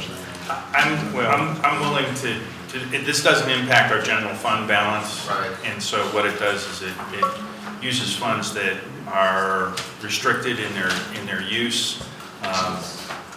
We've had a good partnership with Hudson Gardens. They've been talking about this for a while from their perspective. They've talked with us a number of times about this. Something we favorably have had. I'm willing to go to study session, but I'm also willing to consider it now. Does it have any consequences or impacts with respect to the open space task force? Well, only if it reduced the fund balance by so much that the open space task force properties, if they come up with it. Yeah, they would be. Couldn't get purchased, but Arapahoe County is going to go to the voters this November for a extension of the open space tax. That's a 0.25% sales tax. It was passed in 2003, with a 10-year lifespan. We are projecting an ending fund balance of 2012 of $2 million without this expenditure. My philosophy is if you're going to tax the people and collect the money to spend on projects, then to not spend it is pretty bad. Because you're taking it from them, to take it from them and put it in a bank when you have projects in front of you that need to be done. And then, in addition to that, to ask for an extension of the tax to get more money that you don't spend is a pretty hard thing to justify. So we have these projects. Just, it's an easy deal. It's really up to you if you want to do it. We've already got 2 million in there and undesignated, but if you want to add another 400,000, you've clearly got the money in the fund balance. But when you appropriate it, then you will make a distinct decision that you are funding that 400,000. Council, they're asking for actually two projects. The first one at 250 is the Discovery Garden for children, and then the Santa Fe improvements, which may or may not be able to be done. Okay. And so we're going to have to work on that Santa Fe. They want us to do that part of the design work. But what will happen if that's what you want and we appropriate it, then when the staff puts together the 2012 budget, that big, that has all the line items, when you get to open space, there'll be a line item in there that'll say Hudson Gardens projects, $400,000, and that'll be appropriated.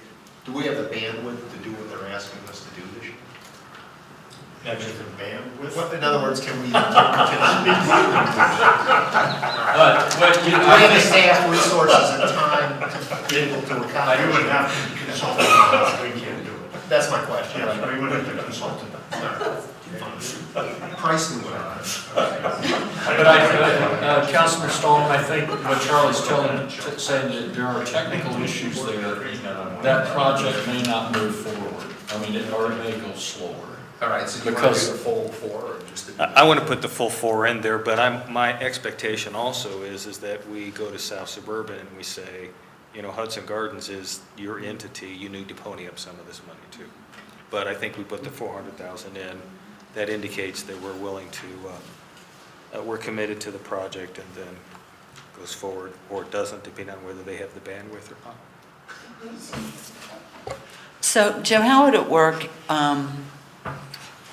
if they want to do this children's garden and where we would have, $250,000 in it?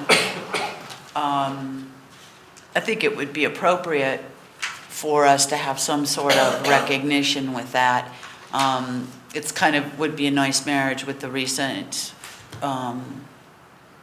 Best Place to Raise Children. Sure. I mean, I can see some sort of tie-in. I don't mind, I don't have a lot of issue with doing something with Hudson Gardens. We had the conversation with them, and I know their money's tough for them too, but they aren't our entity, like Doug said. They are South Suburbans. The money that we would get out of Hudson Gardens is peripheral people who may stop and shop, and it's an attraction that may Right. draw. Right. So in that regard, it's in our best interest to keep it, I think, vibrant and healthy. But I think that there should be some sort of, You could do, I mean, it would be maybe similar to, you've put in money on like Big Dry Trail, where it's been the South Suburban Foundation. You could put together an IGA, you could put together a memo of understanding, that kind of spells out, I mean, there would be ways that they could put something together so that you kind of have a more formal recognition of what the concept is or what the partnership is, and I think that certainly staff could accommodate that. yeah, I'm just Not just write them thinking, a check, but have maybe Right. some sort of MOU or Yeah. partnership agreement or, whatever. And- Yeah. And instruct Charlie or whoever's working on that to bring that to you before they would actually release any of the money. yeah. I think there's lots of room for things, if not, even going so far as thinking about, we get a naming provision or something like that, if we're the major donor to the project. So, I mean, there's lots of things that can work out. The question, I think, before us is whether we want to appropriate the money or not. It doesn't mean we spend it. There's a lot of other things. But we're hearing though, and Charlie's back there, we're hearing that council is going to want to have some kind of formal agreement when this project gets scoped out and brought it to you. Clarify again for me. Yes, ma'am. So we would be paying the whole thing?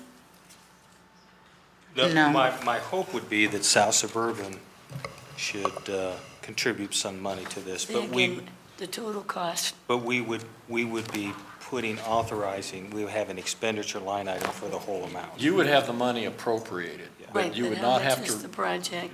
Well, Without my looking back. the estimate for the two projects together is $400,000.